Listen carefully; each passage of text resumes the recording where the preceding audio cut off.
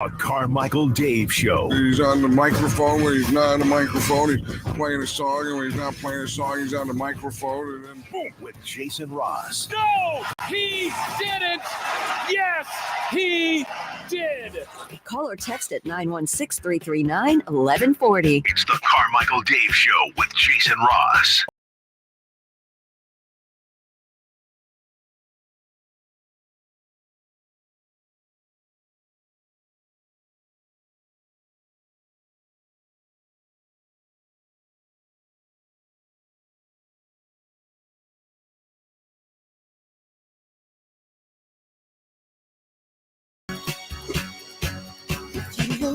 Good morning. Morning, Pedro. Good morning, AB in the chat. Good morning, everybody. Welcome in.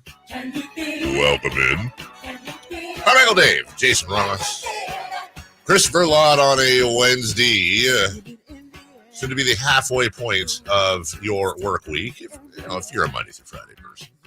And if you're not, I don't know what to tell you. It is a beautiful morning outside. I would be a fan of this all day. Yesterday was weird, man. Like, it was hot, but it was cloudy. It was humid. Weird. 93 will be your high today. 92 tomorrow. It'll be a... That'll feel good. Yeah. Who's turning 100? Huh? You're the weather guy who's turning 100. That's right. A shout out to Claire Finagle in Peoria, Illinois. Yeah, 100 years young. On the Smucker's jar. What was that? Was it Wilfred Scott? It's Willard Scott. Yeah. Yes. Yeah. Not with us, right? Diabetes. Yeah. Wow. Enjoy it because Monday, 106, 106, 104, and Jason. Gross. You've got to be over the moon. This is your weather. You jumped to 106 as my weather. You asked for it. You said you like... Just like you love it to be 34. I mean, good question. Would it rather be 34 or 106? 34. 34. Yeah, 34 for sure. Yeah, no 34 chance. for sure. Yeah, well, that's... Because you're not outside. Yeah, you can. No, but you're not. No, I'm not generally. But yeah, true. 34. I'm just saying, if I had the choice... 34. You can put on stuff. You told me yesterday or 2 days ago. Yeah. You called me and I was like, yeah, it's right in it's like just about, I don't know if it was 100, but it was hot. I was going for a walk. Yes. It's hot. It was 100 degrees and you were getting ready with the wife and the kid to head on out the door. Hit the road. In your mankini. Yes. Yes. And she was in a sweater. She was in a parka and a scarf. I mean, it was only 100. Right. Then got home and jumped in the pool. If not, I would have jumped in the shower, cooled off. That's actually perfect because July 1st, Monday, is when it'll be 106. Tuesday, it'll be it's summer. July. In like a flamethrower. In like a flamethrower, out like a flamethrower. July is just going to be a beast. Yeah. That's all right. You know what? We're here. That's part of living here, right? Yes. We pay for it. I don't really have particularly too much this morning. I don't know if you do, if there's anything breaking going on. There might be stuff breaking throughout the day today. We will, needless to say, you're home for all the draft coverage. Kings draft tonight, along with some other teams, I guess, or the Kings don't draft tonight, which is what we continue to hold on to. There are some movements being made in the NBA. We'll obviously cover those, including a player that a lot of us have coveted as a dream scenario for the Kings that is on another team now. Yesterday was the first time in I don't know how long that not by choice. I did not watch a second of a sport. Nothing. I didn't watch anything. Not by choice. There's just nothing on. I mean, there's probably something on. Baseball. Don't care. Cubs, Giants, whatever. Yeah. I'm sure there was maybe an Olympic trial. I didn't see it last night. It wasn't maybe on, not. The regular. I mean, there probably was somewhere. No hockey, no golf. I mean, I even, like I said, I watched hockey the night before. That's how desperate I was. I did watch. I don't even know if it was a full inning. I know it was a half inning. I watched a half inning of a Yankees Mets game. I watched the Argentina-Chile game. Okay, there you go. All right, it was something. But he probably watched more than I mean. Yeah, again, the I Euros watched, and all I that. watched Copa America. Or Copa America. Judge was coming up, and I went, "Oh, I want to watch Judge." Well, Is that when he hit 29? No, he had a double down the line. Washed, That's all. Washed. Yeah. Washed. Yeah, over the weekend, part of my viewing included the USA beating Bolivia, I think, 2-0. Correct. I watched, I think Austria beat Poland or something. That was yesterday. I thought I saw that over the weekend. Oh, no. That was the weekend. I watched, this is how bad it is, man. Maybe not bad, but I watched like the full second half of John Madden and Pat Summerall calling. I saw you post that. Niners Pat. Well, it was listed as, and that's what caught my eye. It was Niners Jets overtime. And they even said where Garrison Hurst runs it off, that amazing 91 yard run, whatever it was. And then I go in there and it was Niners Packers, and it was the catch two. It was one of the catches by Terrell Owens. I think it was the catch. Yeah. Too. Where he was crying off the field at Steve Mariucci and all that. And part of that is this.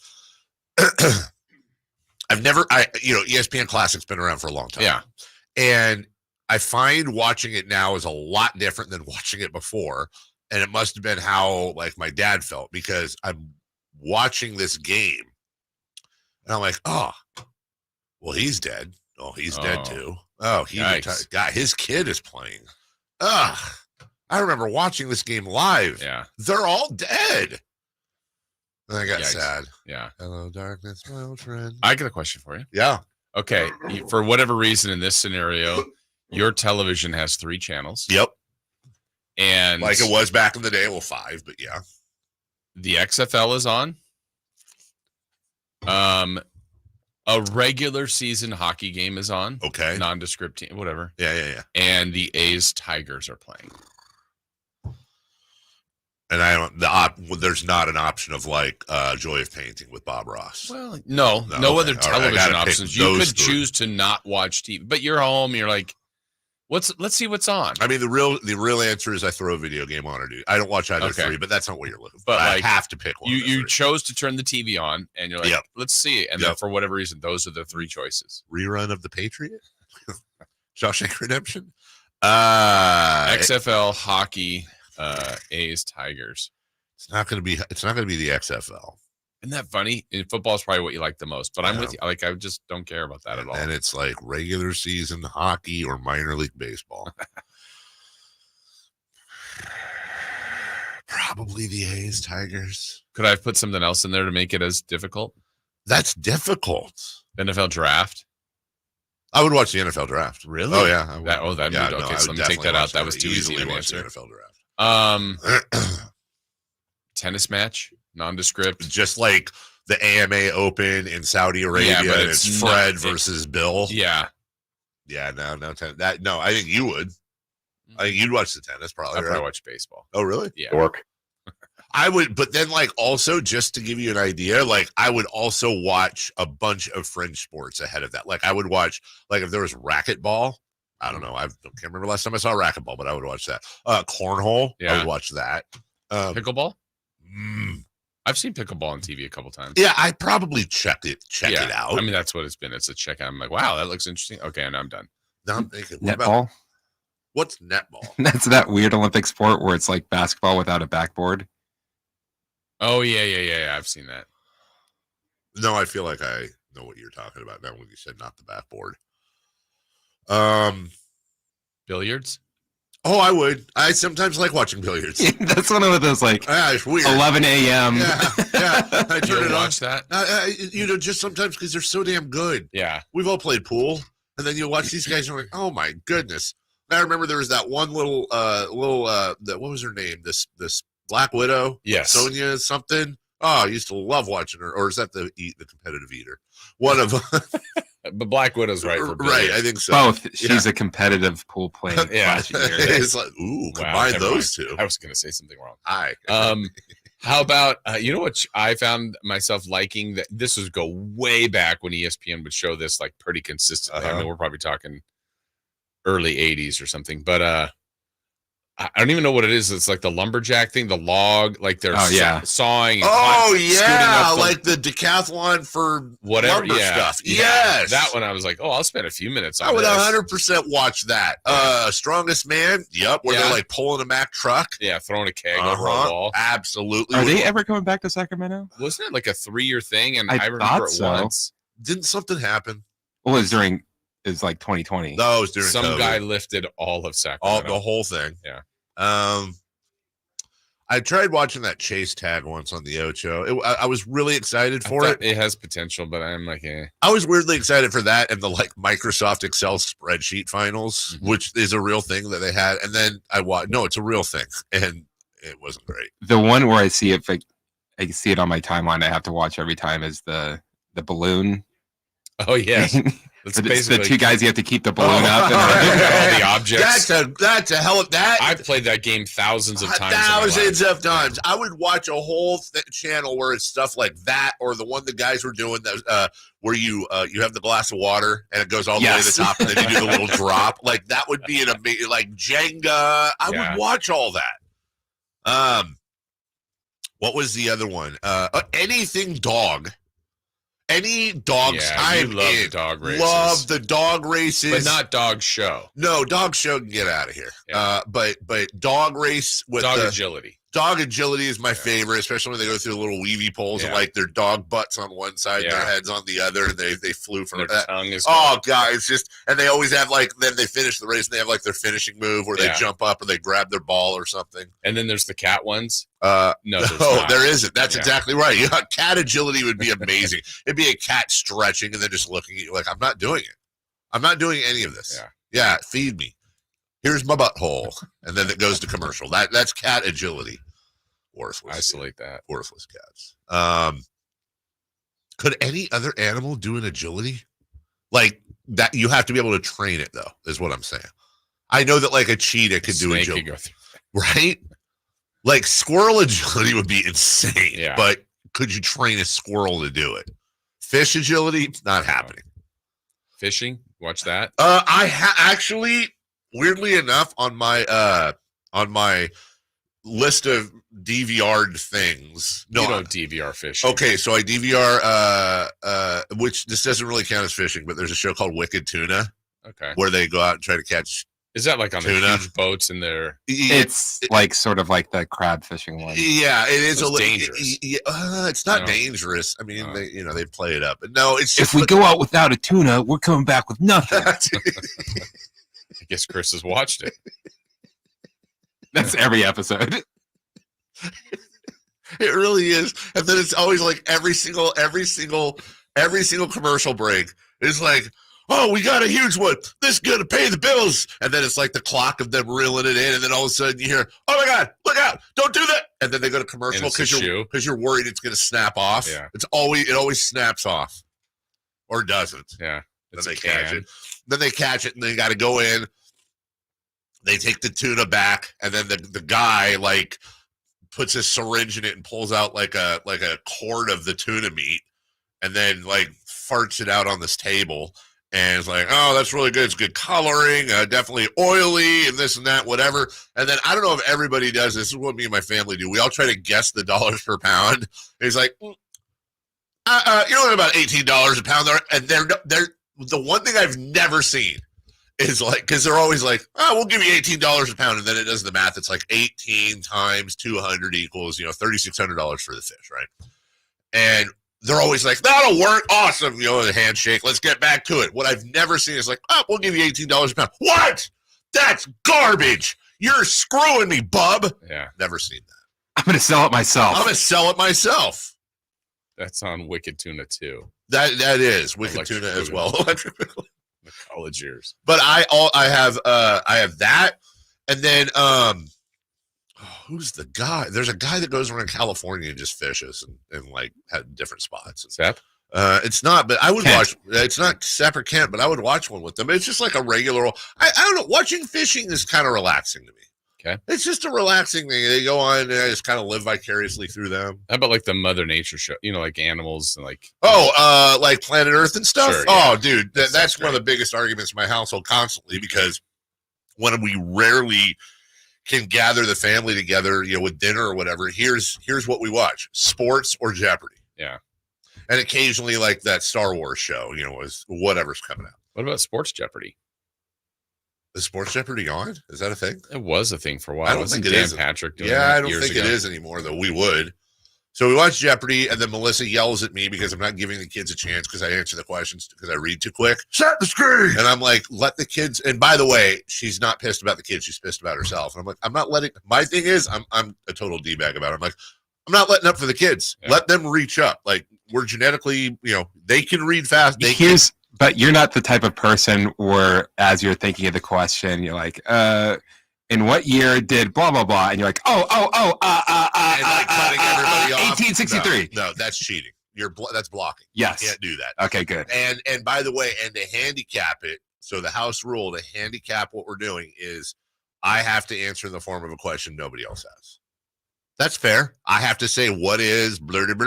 So 2 extra phrases. That's 2 extra right. words. And that makes up for and then if they blurt it out ahead, and if it's something like, I don't know, like little kid songs, I'll let them, let them go. But if it's normal, like I want to Often is a little kid song. So. Really. That's a huge category. And it's like, no, I'm kicking your ass, kid. Yeah. Like, sorry, get up, loser. Right.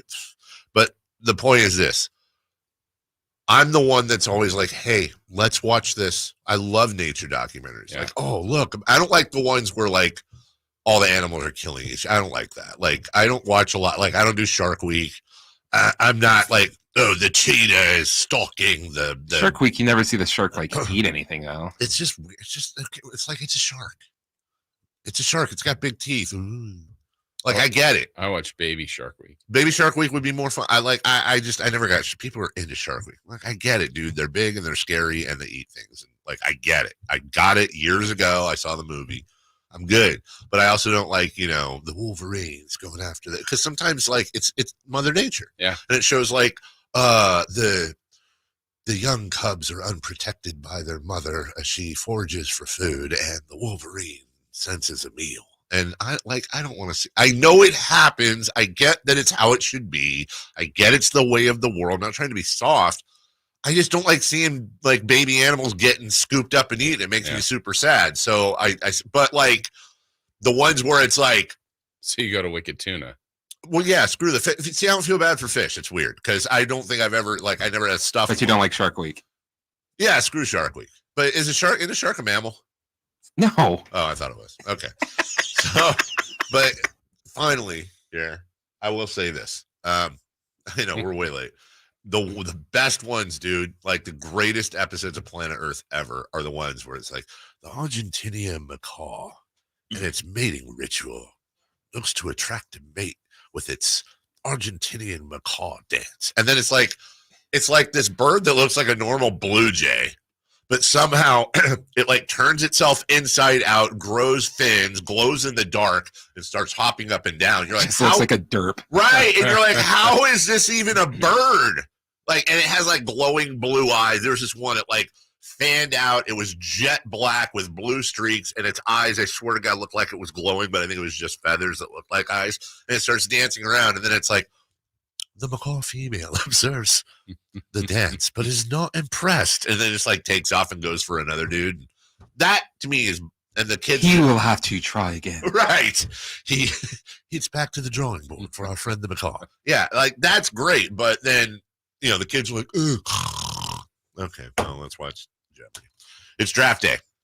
We got a lot of questions to answer as it's the annual mating dance, if you will, for franchises and players. Although in this episode, the players have no choice but to succumb to whatever team drafts them. The Sacramento Kings, as of 6:19 a.m., have a pick. We expect breaking news today. That doesn't mean we will get the breaking news. Either way, we will lead it off with all the stuff going on today in Dallas. Harrison Barnes plays here. Harrison Barnes drives it, hammers it. The Black Falcon soaring into the night sky on a Monday evening in Northern California. Paramount Sports is your proud home of the Sacramento Kings. Award-winning country sensation Lee Brice is back. One of them girls that ain't trying to meet nobody. You're just here. Live in concert. Friday, June 28th, 7:30 p.m. The venue at Thunder Valley. Lee Bryce. Special guest Abby Anderson. The venue at Thunder Valley. For tickets, visit thundervalleyresort.com. Don't miss Lee Bryce live. Toyota's 4th of July sales event is on. Get in today for deals on the hottest lineup around.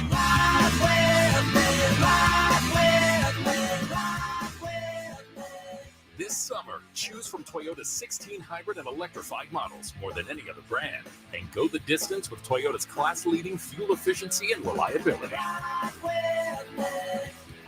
Get your ride on with Toyota's 4th of July sales event today. Toyota, let's go places. Let's do it. Leading off, the 3 top stories in the morning. Huge news. This is very important. Here's cut number 1. Certainly, Zach Richeche, he's prominent in their conversations in Atlanta. They have not yet landed, I'm told, on who they're going to take number 1. And they're still, listen, there are a few players that they really like, but they're trying to figure out in Atlanta, is there one they love? And, they still have 24 hours plus to make that decision. But they've been sifting through, all their data, the conversations in their front office with their head coach, Quinn Snyder. This is an organization that I think right now looks very much like they're going to keep that number 1 pick. They're not engaged with anybody about moving down. Certainly Richeche is prominent in that conversation, but Atlanta has not yet landed on what they'll do Wednesday night with number 1. Adrian Wojnarowski and the number 1 Puck. He just tweeted the Kings are taking who they're taking at 13. He already knows. Yeah, he's got it. He's done the first 2 rounds already. The Atlanta Hawks go number 1. The Wizards 2, the Rockets 3, Spurs 4, Pistons 5. Your Sacramento Kings, as of right now, are set at number 13. We do expect movement today. We do expect movement out of Sacramento. But look, as we've said many times, all we can do is educatedly guess. Pretty much to the consensus around anyone associated with the Kings is that the Kings will move the pick more likely than make the pick. But that's actually you can't make them make a move, in other words. So all options are open, but it's hey, look, I'm actually weirdly I hate that we didn't make the playoffs. Full stop. If there's an upside to not making the playoffs, at least we get this drama a little bit more. And I'm glad this is going to be an interesting night tonight. Yeah, I mean, I think we all would have selected the playoffs and to see how far they went. But now that it didn't happen, so would you rather have had them make it, let's just say, the play-in, right? They would have got through that and played what were their options there? OKC. Yeah. And let's say that didn't go well. But now this pick would be going to Atlanta. This draft would be kind of totally anticlimactic, right? Yeah. Now you'd be done with that conveyed pick, but this gives them a little bit more flexibility of options, I think. And, the thing that's great about drafts is no matter what we know, that there will be almost certainly a Hall of Famer pick today. Mm-hmm. There will certainly be future All-Stars pick today. There will be new personalities coming into the league and so much more. So we will keep you posted. There's already been things happening yesterday, and we'll talk about that next. But in the meantime, whatever happens with the Kings, if it happens before the draft, we've got you covered entirely. And then, of course, Alan Stiles on location. Chris, where is he at? What's the address? Public House, 16th and L Street. Public House, 16th and L tonight. Get out there and say hi to Alan and the whole Sacktown Sports crew. Number 2, please. Cut number 2.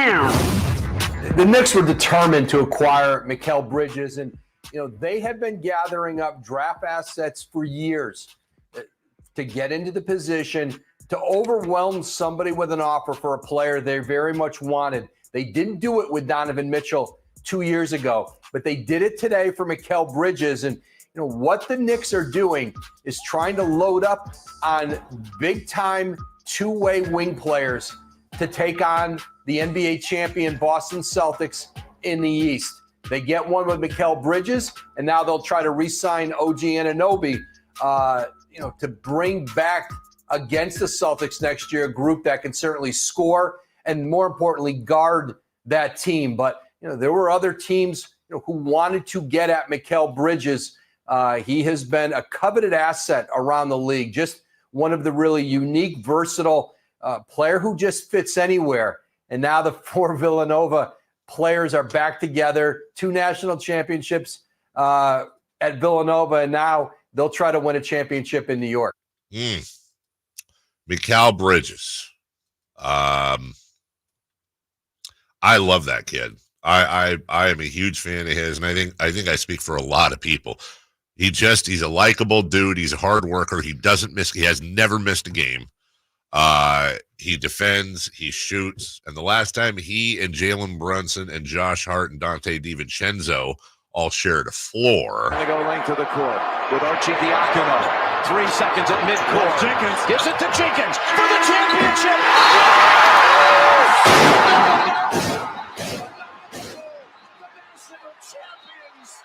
77-74, and the greatest shot in NCAA tournament history. And now it's the Villanova Knicks, which is a Philadelphia school. Yes. So that's interesting. Jason, we'll talk about this quite a bit in the next segment. We're way late, but they got Bridges. Yes, they did. They paid for it. The boy, did they pay for it. And now we see what happens with OG Anunoby, and I think actually more interesting. Because I think they re-sign Anunoby. Mm-hmm. What happens with Hartenstein? Because that's really what gets it. I think he's gone. And then Randall, do they keep Randall as part of the mix? Incredibly. They try to get some of those picks back. Julius Randle might be very, very, very available right now, especially if they want to sign Hartenstein. And maybe Ben Simmons on the net side of things. I mean, I got to believe everybody's available. Ben there. Simmons is 100% available. Jordy, you want to coach in the NBA? We're giving you a roster that has no chance to win. You know what? I didn't even think about that. That's right. Well, you know what? Hopefully the pressure's off of him. Yeah. He can just coach. Number 3, please. Cut number 3. They could have made this deal with the Nets at any time. They didn't have to do this deal with the Nets now. They could have taken the call from the Nets and said, okay, we know you want your picks back. Go ahead and start your tank, and we'll decide later if we want to do that. They don't have to make this deal now. They're making the deal now so that they have those picks to go into the market with. Now, I guess in theory, they could offer them to another team. That's true. But again, they could do that. They could have traded, if for sheer trade value, the Nets picks just offered to other teams would have more value. Those teams would see the same thing. They'd be like, oh my God, you mean you're going to give us the next draft the next 2 years? Who can we give you? All right, that's Brian Windhorst trying to spit it out. Yes. Rockets and Nets. We'll get into that deal a little bit later. That was confusing. Yeah, obviously with Mikal Bridges news, it was kind of under the radar, but this is a move the Nets going rebuild felt they needed to make. The Rockets had a number of their picks from the James Harden swap. If the Nets are going to full rebuild here, they knew that those picks were going to become more and more valuable, and you got to get them back. That's what they did. We'll get into the nuance of that later. When we get that back, though, Mikal Bridges is a Knick. What does that mean for the Knicks? What could that mean for the Kings? For the record, you brought up Ben Simmons. I didn't. Just want to put that out there on the record. And on top of that, would you have done the deal if you were Monty McNair? We'll show you what that deal probably would have looked like from a Kings perspective. We'll get to that next. Did you miss any part of our live local shows? Don't worry, you never have to miss them again. Check out sacktownsports.com and search our podcast page and play our shows when you want. The Carmichael Dave Show with Jason Ross, Stiles and Watkins, and the Drive Guys. Plus, other podcasts like Return of the Empire, Return of the Roar, the Stingers Up podcast, and Golf to Go with Frank LaRosa. They're all available right now on sacktownsports.com. Sacramento weather is brought to you by Folsom Lake Kia. I'm Tamara Berg in the KCRA 3 Weather Center. It is Wednesday, looking at a brighter day today, and after a cooler morning start, we will head for temperatures this afternoon close to average. Highs will peak in the lower to mid-90s. Get the latest forecast on the KCRA 3 News and the KCRA 3 app. Shop Folsom Lake Kia for special offers right now. I'm Coach Doug Christie urging you to visit my friends at Folsom Lake Kia and save big on your next new or certified pre-owned vehicle right now. Visit FolsomLakeKia.com. Jerry and Kenny here. When you call Bell Brothers for an AC tune-up, repair, or replacement, let me tell you what you can expect. Clean. Our technicians will show up in a company truck that's clean inside and out. They'll be wearing a clean uniform and ring your doorbell with clean hands. The technician will be clean cut, background checked, drug tested, and trustworthy to enter your home. They'll put on clean shoe covers and put down drop cloths in all work areas. That's right, to make sure your home stays clean. And when the work is complete, they'll tidy up and leave the work area cleaner than they found it. Call us neat freaks. Call us spick and span. Call us tidy, pristine, and immaculate. But whatever you do, call Bell Brothers for an AC tune-up and repairs, because with us, you can count on it being clean. Call us at 916-444-1234 or find us online at thenosurpriseguys.com. The No Surprise Guys, Bell Brothers. Drivers who switch and save with Progressive could save hundreds, which could be life-changing. I mean, you could put that money towards concert tickets for your daughter to see that singer who sings about painful breakups. And one song will inspire your little beauty to break up with that beast she's dating, Brian. Instead, she'll date someone who's nice and worthy of her love, not someone who addresses you and your spouse as bro. And it's all because you could save money switching at Progressive.com. Progressive Casualty Insurance Company and Affiliates, not available in all states. Hey, this is Carly, and a little thing I love about the Chick-fil-A Chicken Minis is the combination of flavors. The first thing I always taste is the honey butter. It gets me going in the morning. The Chicken Minis are phenomenal. The roll is soft, and the chicken is crispy.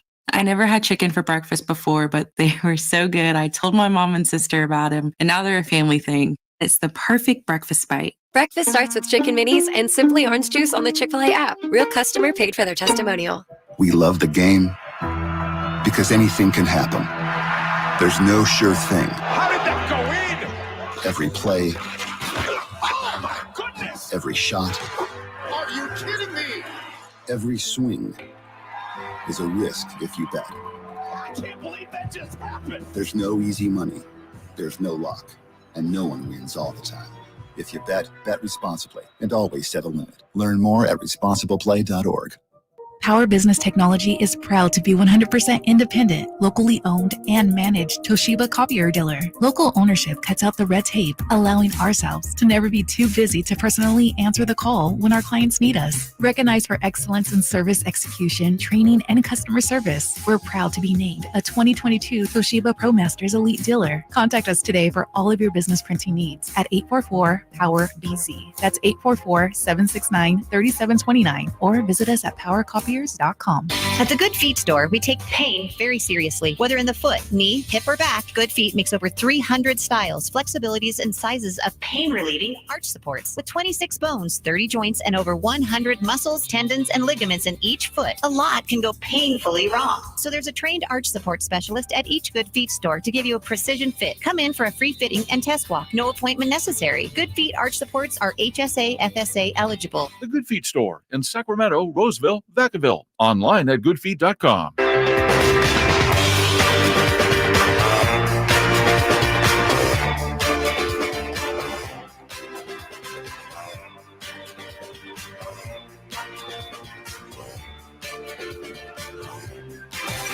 Carmichael Dave Show with Jason Ross. Call or text at 916-339-1140. On Sacktown Sports. Welcome back. All right, big move in the NBA yesterday. Welcome back into the draft coverage for Sacktown Sports. Thank you all for watching. A lot of you out here early. We appreciate that. Here's the deal. The Knicks.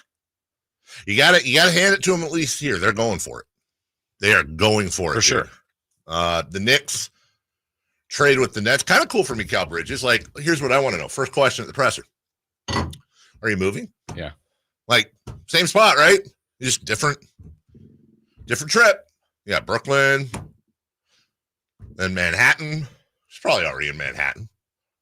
But it was not cheap at all. It was not cheap at all. The Nets were listening to several teams trying for Bridges, but his desire, this according to Woj, to play with his 3 former Villanova teammates on a championship contender, and the Knicks' confidence they could keep him long-term.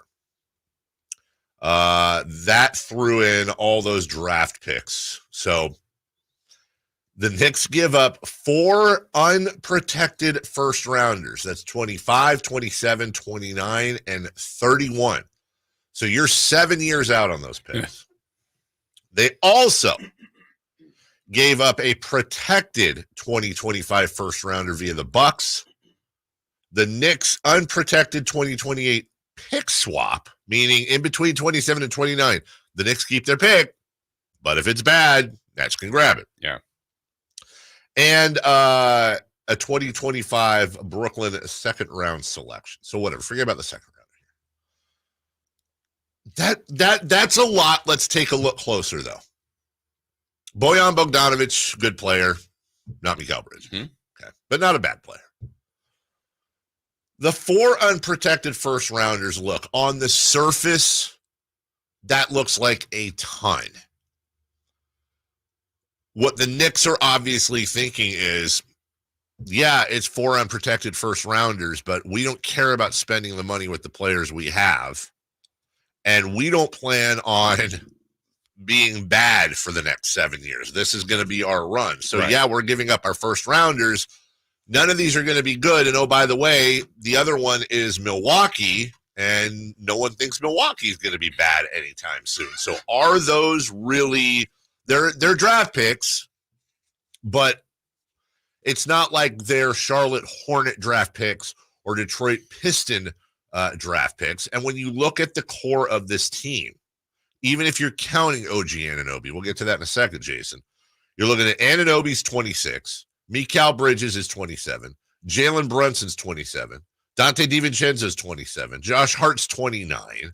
If they re-sign Hartenstein, that's 26 years old. Randall's 29, seemingly perhaps on the move. Mitchell Robinson, who we thought was going to be on the move now, 26 years old. That might change. And even like a Jacob Toppin, 24. So that all fits into a timeline where really, with the exception of probably Josh Hart, who would be somewhere around 36 at the end of this run. But everybody's there. I get it. And I really kind of applaud the Knicks for being aggressive. I think they've got a good front office in place now with Leon Rose and Fringe. You know what they're doing. And as far as the Nets, and as you mentioned, our friend Jordy Fernandez are concerned, they're like, all right, dude, they've got their plan. We've now moved on from the Harden, Simmons, Durant fiasco, which again, perhaps a Kyrie, thank you. I forgot about that. We've moved on from that, which was not that long ago. And yes, perhaps they were a Kevin Durant big toe away from a championship. We'll never know. But it didn't work. Steve Nash, that whole gig when they were the hottest thing in the world. Now they are in full rebuild mode, and Sean Marks has been through this before. Their GM, he gets it. If I'm Joe Tsai, the owner of the Nets, I have full confidence in Sean Marks, and they're setting up for a full rebuild. Yeah, I'm thinking about Nets fans, like the starts and stops in about when was the KG, Paul Pierce, Darren Williams, Lopez, like that group was like, how many titles? And then, that just didn't work. At all. Then ripped it all Celtics. Yeah, ripped it all apart. And then they were bad. And then, okay, here's Durant, Kyrie, let's add Harden, Simmons. It just, they've done the starts and stops here, but whatever. They've made their choice. On the Knicks side of things, I think what they've done, one, they were very good last year. Yes. I think they've kind of decided to pick a team that really fits them and fits their coach. Mm-hmm. If you add Bridges to Tom Thibodeau, a coach that plays the mess out of his players, and you already said it, Bridges hasn't missed a game since high school. We'll test that now. Yeah, but that is the perfect guy to go to that team. And then I really think this is an answer to the Celtics, whether it's the answer, but it's Boston has about 4 or 5 guys that can guard everybody and are switchable. Between White and Brown and Tatum and Holiday and really Porzingis, this is what New York's countering with. And I think it's a really good move. I know a lot of people think it's a lot. And it probably is. Sure. But this is what I really like, hey, wait and see how it plays out. One, how does Bridges play on the Knicks? And two, what do all those picks turn into be? If there's like 4 future All-Stars, you go, yeah, of course. ugh.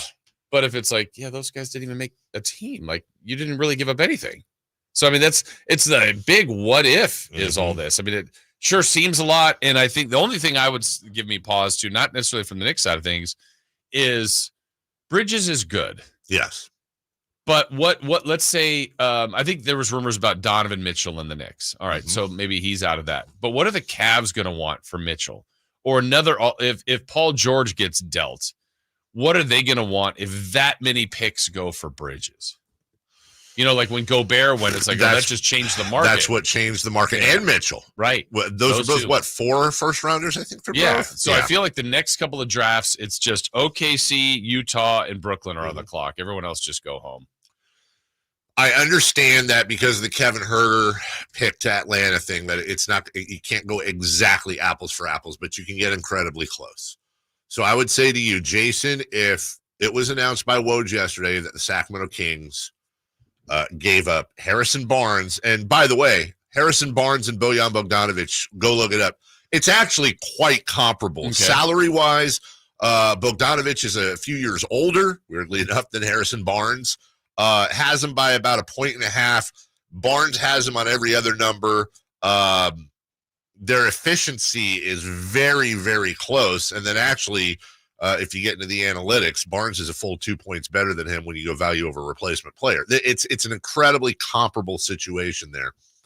So would you, if it was announced that it was Harrison Barnes and all those picks, and let me again, I want to give you guys the exact number here. So the Kings, and again, I get the Huerter thing, but the Kings 25, 27, 29, and 31 picks, a protected 2025 first-round pick via whoever, and then a 2028 pick swap. Harrison Barnes for Mikal Bridges. You're now rolling out a lineup, assumedly, of Fox and either Huerter or Monk, Mikal Bridges, Keegan Murray, and Domantas Sabonis. We're obviously excited about having Mikal Bridges, but do you feel good about the deal? This is the terrible sports talk answer. I really would want to know what else is on the table, but I would really be intrigued by that. What do you mean by what else? Like what else? Like what else have I been working on? So like, am I weighing it? You know, what we hear, how legit is Levine, is Ingram, is Kuzma, and whatever else we don't know. Because I also wouldn't know kind of what we were talking about with Frankie yesterday. I'm warming up more to Kuzma rumor because I feel like you can do more stuff also. So I think I wouldn't pick him as the best player, but it does change your lineup. But I think you could do a little bit more. We're here. I don't know what else you can do. I'm not saying that that's not enough, but that's pretty good. I would really think about it. I'm not that enamored with the draft. That wouldn't faze me from doing it, but I just wonder what else you could do this offseason. If that's your move and this, then I go, oh yeah, okay, I like that a lot. So we got to go to break, but let me crystallize it a little bit more. So obviously we wouldn't have that available to us, at least that knowledge right away. But in this scenario, this trade did happen yesterday. You and I talked about it on the phone last night. All our coverage today is about new Sacramento King Mikal Bridges. For sure. Are you happy with the trade? Are you kind of I like it, but no, I'd say I'm happy with it. Yeah. All right. On fitting need, and I mean, the concern would be the picks, right? But if I just said, look, wouldn't be that bothered by it from the Knicks, why would I be that bothered by it for the Kings? I think I would have to I think it would be one of those, I'm over the moon. I'm so excited. I love Mikal Bridges. This is amazing. Also 5 first-round picks for a guy who's never made an all-star team. That worries me. And God forbid we run. And then, of course, I'm going to start thinking, oh, we're all going to get injured and those picks are going to be amazing and everything sucks. But you know what? We're excited for next year. Yeah. I think there's definitely a lot of excitement and worry here. But if I think if you're the Knicks fans, you're over the moon. You're like, hey, look, they're going all in and we appreciate that. And we'll figure out driving the sports car off the lot with the car payment. We'll worry about the car payment down the road. Right now, let's put the top down and cruise. Yeah. We'll take a break. When we come back, safe or out, Yankee-centric safe or out for Jason Ross. We'll take the lead on this one. We'll talk about it next. Our first year as the radio home of the San Francisco 49ers is one we will never forget. They're going to give it. No, it's a play action. Purdy going to roll left, throw for the end zone. Caught by George Kittle. He has the hat trick tonight, a career high. 3 touchdown catches for George. Touchdown, San Francisco. Congratulations to the 49ers on a terrific year. And thank you for so many wonderful memories. We just want to have enough money for retirement. And travel to visit our grandchildren. I understand. That's why at Fisher Investments, we start by getting to know each other so I can learn about your family, lifestyle, goals, and needs, allowing us to tailor your portfolio. What about commission-based products? We don't sell those. We're a fiduciary, obligated to act in your best interest. So how do your management fees work? We have a simple management fee based on the value of your portfolio. So we do better when you do better. We appreciate that kind of transparency. We also check in with you regularly to keep you up to date on the markets and your portfolio. Well, what other services do you offer? As a client, you have access to resources on investing, financial planning, estate planning, Social Security, Medicare, and more. Wow, sounds like Fisher Investments has everything we need. At Fisher Investments, we're clearly different. Learn more at fisherinvestments.com. Investing in securities involves the risk of loss. What's up? We're talking to Chad Hoblet of Hoblet Dodge, Chrysler, Jeep, Ram, and Woodland. I hear things just got better for Chryslers. Make this the summer sales event, Chad. They sure did, and I didn't believe it myself. But now you can save thousands more on your next new Ram truck, like up to $19,500 off MSRP on select new 2024 kind of savings. And we're not just talking about one or two trucks. We have tons of trucks with the best savings we've had so far this year. Plus, we have over 400 new Rams available, including those hard-to-find heavy duties. I must have heard you wrong. Did you say you could save nearly $20,000 on new Ram trucks? I had to double and triple check myself, but yes, save up to $19,500 off MSRP on select new 2024 Ram trucks, only at the Hoblet Ram Truck Center. If you need a new Ram truck, Hoblet has it. $19,500 total net savings after $11,500 factory rebates and $8,000 dealer discounts. Rebates include $2,000 Chrysler Capital bonus cash. Must finance with Chrysler Capital Qualify and two 2,500 Ram coupons. Only available while supplies last. At least 5 at this net savings. Hey, it's Carmichael Dave for American Energy Heating and Air with a question. Have you recently had a technician diagnose your HVAC system and you were a bit surprised at how much it cost? Or did something seem off about their quote? Because at American Energy, they take pride in giving you honest, straightforward solutions to get that system up and running. Have their qualified technicians come out and give you a free second opinion. It's free. You got nothing to lose but some dollars off of that original quote. They're making the uncomfortable comfortable. They've been doing it since 1981, serving the greater Sacramento area. A+ with the Better Business Bureau. That's why they keep having customers coming back for more and more and more. You can call them and set that appointment at 916-520-9990. That's 916-520-9990 or AmericanEnergyAir.com. Call 916-520-9990 now. Slash presents Serpent Festival, a celebration of the blues. Friday, July 12th at the venue at Thunder Valley, starring Slash, Warren Haynes Band, Beautifully broken. Samantha Fish, Y'all guess it's like a death wish. and Eric Gales. It's gonna be a steep climb. Don't miss an all-star night of blues, Friday, July 12th at the venue at Thunder Valley. For tickets, visit ThunderValleyResort.com. Serpent Festival. Safe or out? It's time to go around baseball. 3 pitches, 3 swings. It's safe or out on the Carmichael Dave Show with Jason Ross.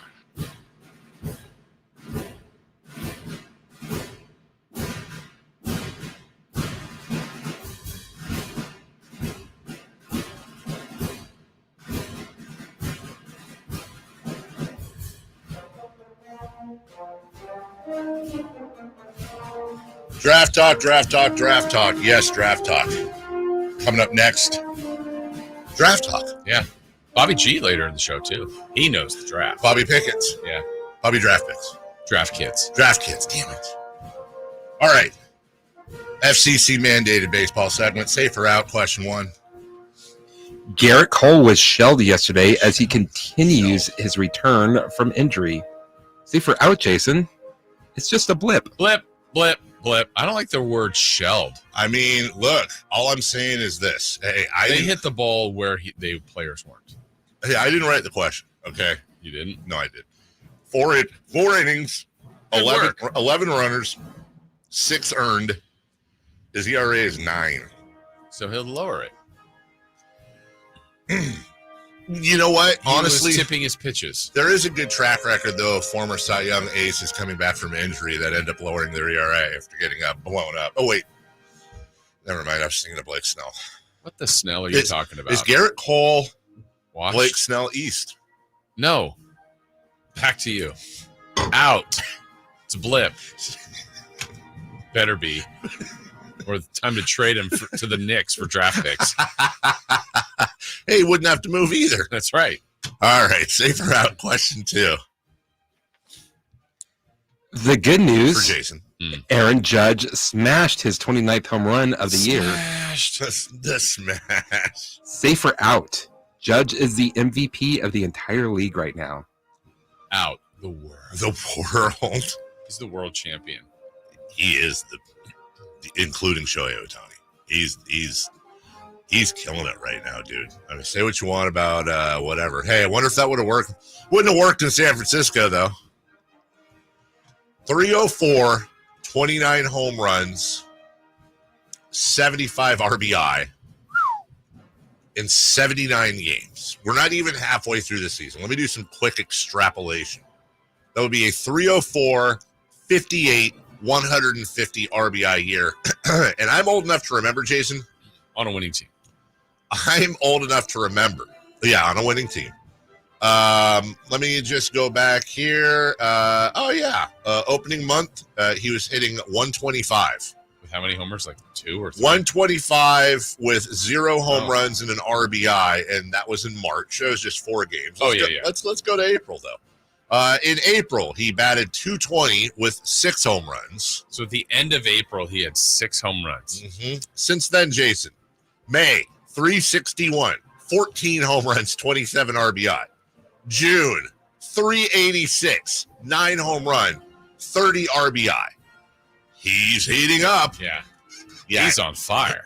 He is quite good. I would say safe. I think he's obviously the runaway right now MVP of the AL, but I think he'd be the MVP of the entire league. Yeah, and early on, all the talk was about Soto, who was still having a very good year, but I think, Judge caught him, passed him. And that is amazing, especially with how slow of a start he had. Yeah, sure is amazing. It's amazing. That's just great for your Yankees. Yankees. Question 3, please.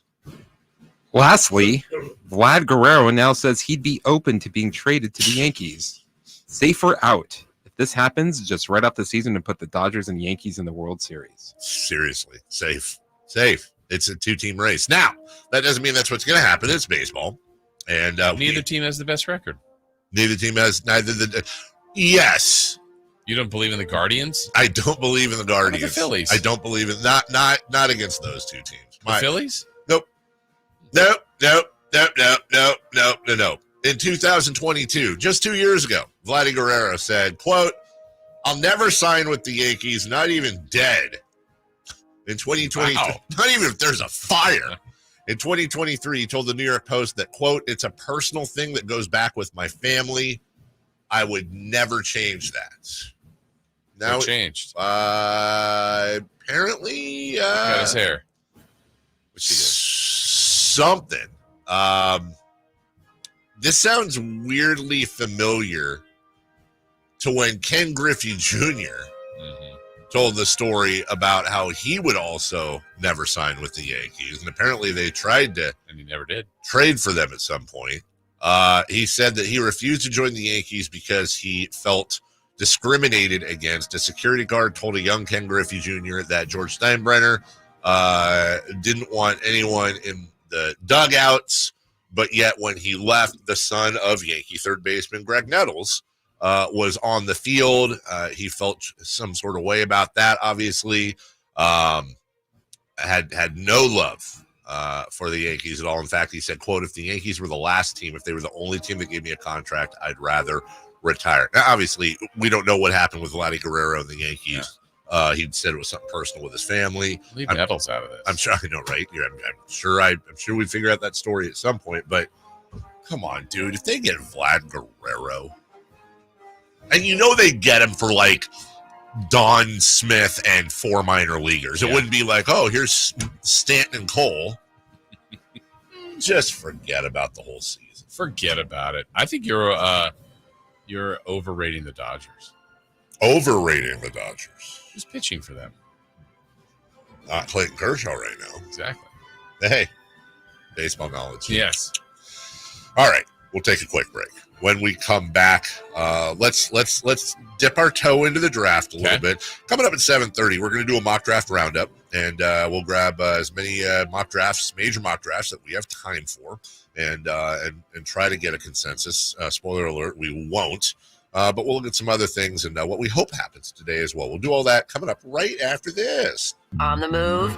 Got somewhere to be? Take Sacramento Kings basketball with you. The Sacktown Sports app will let you stay connected to your passion. Never miss a moment of Sacramento Kings basketball with the Sacktown Sports app. I didn't ask to be thrown in the streets with nowhere to go. I didn't think I'd survive. But I did ask for help, and Covenant House was there for me. 1 in 10 young adults will experience a form of homelessness this year. For these kids who didn't ask to be put in this unthinkable situation, Covenant House is there. Covenant House helped me break the cycle of homelessness in my family. They gave me the love that I needed. Over 2,000 young people will sleep safely in a Covenant House bed tonight. When youth who are experiencing homelessness have a hot meal, a safe place to sleep, medical care, and love, they can overcome heartbreaking challenges and have a brighter future. They just really genuinely just wanted to help me succeed, and I'm succeeding. I'm a speaker, I'm an author. Covenant House really helped me and really helped mold me into the woman I am today. If you or someone you love is asking for help, go to safeplacetosleep.org today. Sacramento weather is brought to you by Roseville Auto Mall. I'm Tamara Berg in the KCRA 3 Weather Center. It is Wednesday, looking at a brighter day today, and after a cooler morning start, we will head for temperatures this afternoon close to average. Highs will peak in the lower to mid-90s.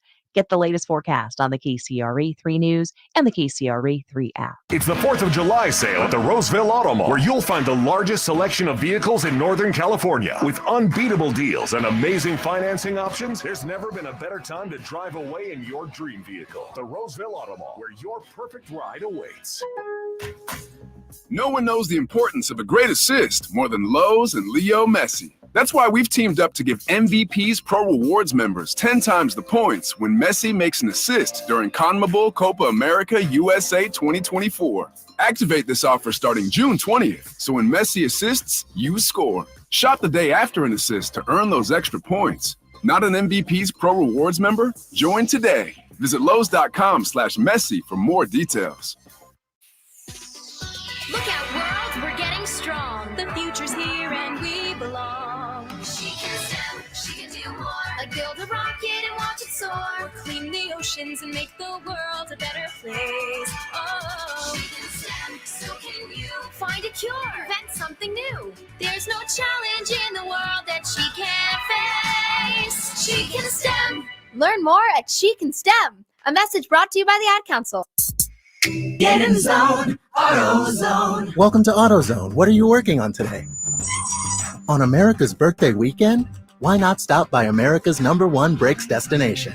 Right now, you can save 15% when you buy a set of OE quality Duralast pads and rotors, and up to 50% when you bundle Shop Pro brake cleaner and brake fluid with Sil Glide brake lubricant. It's just part of our 4th of July sale at AutoZone. Get in the zone, AutoZone. Restrictions apply. Not to brag, but Progressive's Name Your Price tool is mankind's greatest tool ever. Even better than the wheel. Sure, without the wheel, we wouldn't have modern transportation or funny videos of dogs riding skateboards. But without the Name Your Price tool, we wouldn't have easy access to auto insurance options based on our budget. And, well, cars do need wheels. They also need insurance, and insurance never goes flat. Learn more about the greatest tool ever, the Name Your Price tool at Progressive.com. Progressive Casualty Insurance Company and Affiliates. Price and coverage match limited by state law. Not available in all states. Sheer insanity mixed with adrenaline and horsepower bring you the most exciting action-packed weekend during the NorCal Stampede. This is round 1 of the 2024 West Coast Ultra 4 USA Series. All day Saturday, June 29th at Prairie City. Come join us for some of the most extreme high-speed rock racing action with drivers tackling a course riddled with crazy jumps and punishing rock obstacles. This race will be the only West Coast qualifier for the King of the Hammers. Tickets are only $30 at the gate, and camping is also available. Prairie City SVRA in Rancho Cordova. Be there. Stuck in a downtown meeting marathon? Need a post-work pick-me-up? Head over to Public House Downtown, the corner of 16th and L Streets. That's right, Public House Downtown, your one-stop shop for good times. With 60 beers on tap, come catch the game on 25 HD TVs. Public House Downtown serves up creative American food all day long. Lunch, happy hour, dinner, and even weekend brunch. Public House Downtown. Food, beer, sports. Want to see the menu or plan your visit? Check out their website at phdowntown.com. Find your crew and find your fun at Public House Downtown. Hey, what's up, everybody? It's Kyle Draper from Mercedes-Benz of Stockton. This 4th of July, we know it's right around the corner, and we know what that means. Grilling, hanging with family, for me, even golfing, and of course, riding around in my all-new Mercedes-Benz EQS SUV. I'm here to tell you this 4th of July is the perfect time to celebrate with incredible lease offers from Mercedes-Benz of Stockton. You can drive your dream car for just $444 per month with $4,000 down, or you can enjoy 1.99% APR on select certified pre-owned models. I urge you, go to Mercedes-Benz of Stockton right now. I did it, and it's the best car driving experience I've ever had. From the sales team to the service team, Mercedes-Benz of Stockton treats you right. So get your dream car right now and enjoy it over the holiday weekend. Visit Mercedes-Benz of Stockton today or online at mbofstockton.com. Just tell them your boy Drape sent you. From the Power Business Technology Toshiba Studios, KHTKAM Sacramento, KYMX HD2 Sacramento, the only station in Sacramento giving you local sports coverage from 6 a.m. to 6 p.m. Monday through Friday. Sacktown Sports. The Carmichael Dave Show. He's on the microphone when he's not on the microphone. He's playing a song, and when he's not playing a song, he's on the microphone. And then boom, with Jason Ross. No, he didn't. Yes, he did. Call or text at 916-339-1140.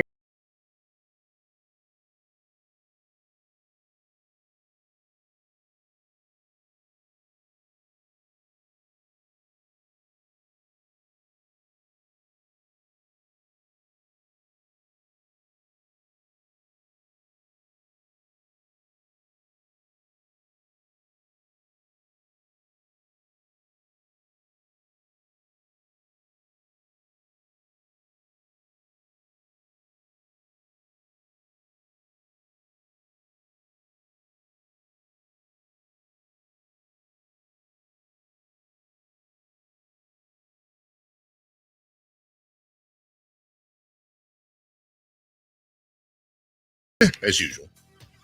And then we'll hand the ball off to baton, torch. Either one. Yep. We'll hand all that over to Sal's and Watkins. They'll hand that over to Whitey and Kyle. And that's it. We'll have all your coverage going. If there is breaking news, we will have it as soon as it happens. We will lead you all the way up to the draft. And, of course, Alan Styles will be on location out there as well. And we'll be good to go. Yeah, and with, we touched on it a little bit with last night's, I think, pretty significant trade with the Knicks and the Nets. Agreed. The draft is tonight. I'm really curious how this is going to work. This is the first time they're having 2 days of the draft. Not a big fan of that. It's 2 rounds. Like, it's not the NFL. Let me ask you this, though. So I very much agree with you. I'm trying to channel my inner Chris here and give you a contrary thought, myself a contrary Be thought. positive about something? Yes. Oh, by the way,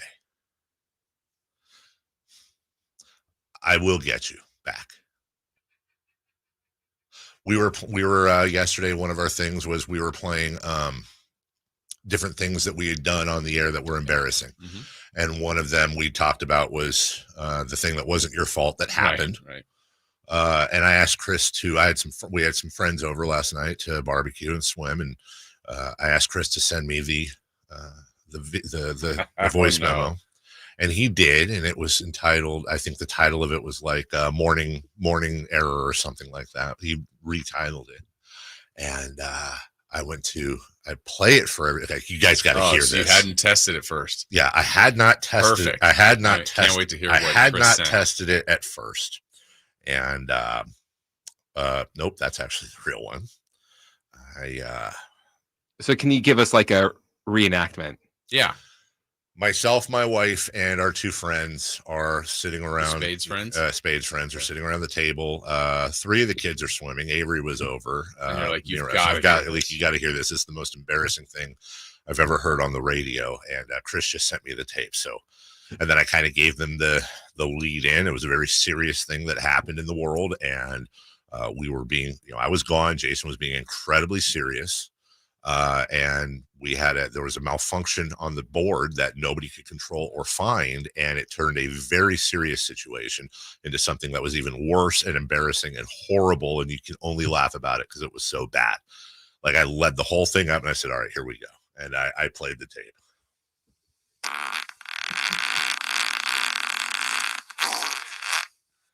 Way to go, Chris. Classic for Laud. So Chris, it was worth it, huh? That was him. It was well worth it. Ripping open a garbage bag or something. I don't even know what that was. And did they laugh? They all the thing is it was funny, but at first, do they also now think you're telling the joke? I was so surprised that I didn't say anything while I closed my eyes and just was like, and then the other sold it like it was your joke, 100%. But I didn't in the moment. He got me. Yeah. And then the other lady goes, well, why was that? Why did that play? It's like she thought that was the thing. And I went, no, here's what happened. Ha ha, LOL. Very funny. I texted Chris, you got me. Can you send me the real one now? And he did. And I played it. And how nervous were you? Did you test the second one? I did. I did. I turned the volume down and I said, okay, this is that. And then, and by the way, this is how scarred I am. You thought he would start it? I thought he would start it and then edit something else in the middle. So the whole time I'm like, I'm pretty sure this is it, but bear with. And then at the end, my wife goes, well, the first one was funnier. Chris, you know which one I thought you would have sent him? What's that? Instead of the gas. What is it? You know what else is hot? My daughter. Fortunately, I don't have that on my phone. Oh, okay. That actually would have been quite nice. Well done, Chris. Anyways, I don't know where we were going. We're talking about the second round of the second draft. round. Here's positivity. So here's what I would say. Second round tomorrow, by the way. I just mentioned that I didn't watch any sports yesterday for the first time all year. Okay. So is there something to, hey, when you had the first and second round together, by the time the first round is over, you're like, all right, I'll kind of keep it on. I'm just waiting for the Kings pick. Right. I'm not Which really. is all I am anyway. But is there a chance, though, that now tomorrow night, again, in this kind of dead zone, now the first round is done, this flurry of trades we hope happens all around the league, all this stuff, it's all the follow. And now, hey, the second round has its own hour plus, and we're focused on that. And normally it would seem like a letdown, but in this case, it's just a little more content separated on itself.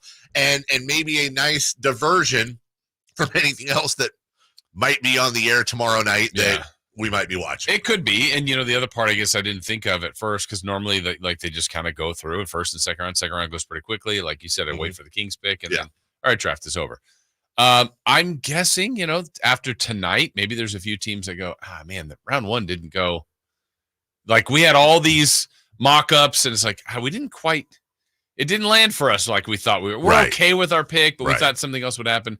Let's change up the second round. And all of a sudden, like some trade. I don't know. I don't know if that'll happen. But what's exciting is draft tonight, second round tomorrow, free agency's Friday. Like it's here. Yeah. And if we're already getting some of this rumors and rumblings and some stuff that has happened, and there's some big names this offseason, whether or not, like even, Durant's rumored now with Houston, whether that's legit or not. Yeah. But I mean, LeBron has to sign and Clay and Paul George and many more, but it's interesting. Somebody, in fact, at that dinner I had last night, my buddy asked me a question, which at first I thought was okay. And I still kind of think, but it did make me think for a second. He said, if the Kings had the opportunity, if the Kings somehow in this world had the opportunity to trade the number 13 pick for every pick in the second round, would you make the deal? No.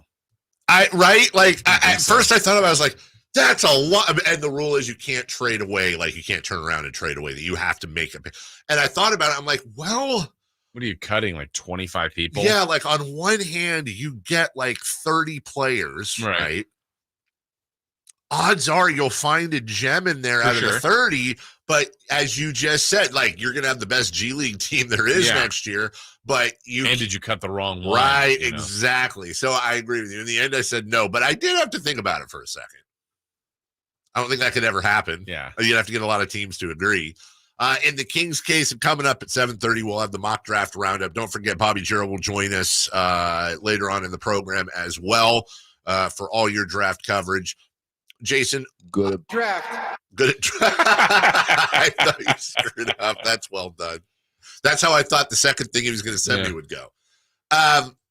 I think look, we're on the same, I think, page as just about everyone. And I want to, this is almost like political polling when the guy that's favored doesn't win. It's like, the polling doesn't work. No, it worked. There was just a 4 in 10 chance, and one of those 4 things happened. It's the same thing here. The Kings might keep their pick, and until they trade it, they're picking tonight. Yeah. And there's a chance. I would say, in my mind, there's a 3 in 10 chance of them keeping their pick tonight. I think there's a 70% chance they will trade the pick. But to be clear, that means there is for every 10 scenarios, 3 of them involve the Kings keeping the pick. I don't think they're going to make the trade just to make the trade. Yeah. I don't think that if they don't make, and this is the big one, I kind of want to just lay in with the fan base here. I'm not saying they're going to make a big move tonight because I don't know. I think they will, or at least an important move. But if for some reason they do keep the pick tonight, make the pick, and we're doing coverage tomorrow, a lot of the show tomorrow is going to be reiterating, this doesn't mean they're not going to make a trade. Right. It means they didn't make that trade. Right. And oh, by the way, they can still make pretty much all the trades both now and you've got your future capital. I think they're going to trade the pick, but I am worried that they don't, and then there's going to be a meltdown tomorrow. I'm worried that there will be a fan base meltdown of what are you doing? Right. All these other teams are doing stuff. It's FOMO, and it's understandable FOMO. I'm not getting on anyone for feeling that way, but it's also kind of unnecessary FOMO. Yeah. We can't make that call until the end of the summer. It's very much a social media belief, right? I saw as soon as the bridge is, Monty McNair, you're on the clock. It's like, well, they made a trade. Doesn't mean you have to. I think we all want the Kings to do something. I think that's a universal thing. I think if you polled Kings fans, whether they're on social media, whether they attend games, whether they watch the games and listen to the games, if you had a choice, would you rather run it back or make a trade? Even if you don't even know what the trade is, wouldn't you say more people would say make a trade? Well, unidentified. So their choices are make a trade, run it back. I think they say make a trade. Now the trade could be terrible. Sure. Could be great. Sure. But I think don't you think more people say make a trade? Yes, and I think that's dangerous. I agree. And I understand it. And it's why I'm really happy we have Monty McNair. If there's one thing, he can't listen to all that stuff. He can't, and he doesn't. Right. And he's patient. And some people might say he's too patient. Yeah. And yes, at some point it's a results business. And you gotta figure out a way to make the move. You've got to get Pascal Siakam. You've got to trade for OG Anunoby. I'm talking about last year. You've got to grab me. At some point, you gotta bite the bullet. And you got to do the thing. Yeah. You can't wait forever. But I'd much rather have a little too much patience. There are no games between now and the end of October. Right. None. They got time. And I also don't know how this works. So let's just go back to the trade that happened last night. I don't know if the Nets go to every GM and say, hey, guys, Knicks are calling. We're going to do this deal. Here's what they're offering. Just wanted it as a courtesy. Let you know. I know you've expressed interest on Bridges before. Let's just say, hey, Monty, we're going to do this deal unless you got something better. And Monty might go, oh, no. Yeah, take it. Right. Yeah, we're not doing that. We're not beating that. So I don't know if that happens, but you got to believe, like once that's out, like, okay, they kind of know what that market is. Now, what's the market for whatever the Kings want to do?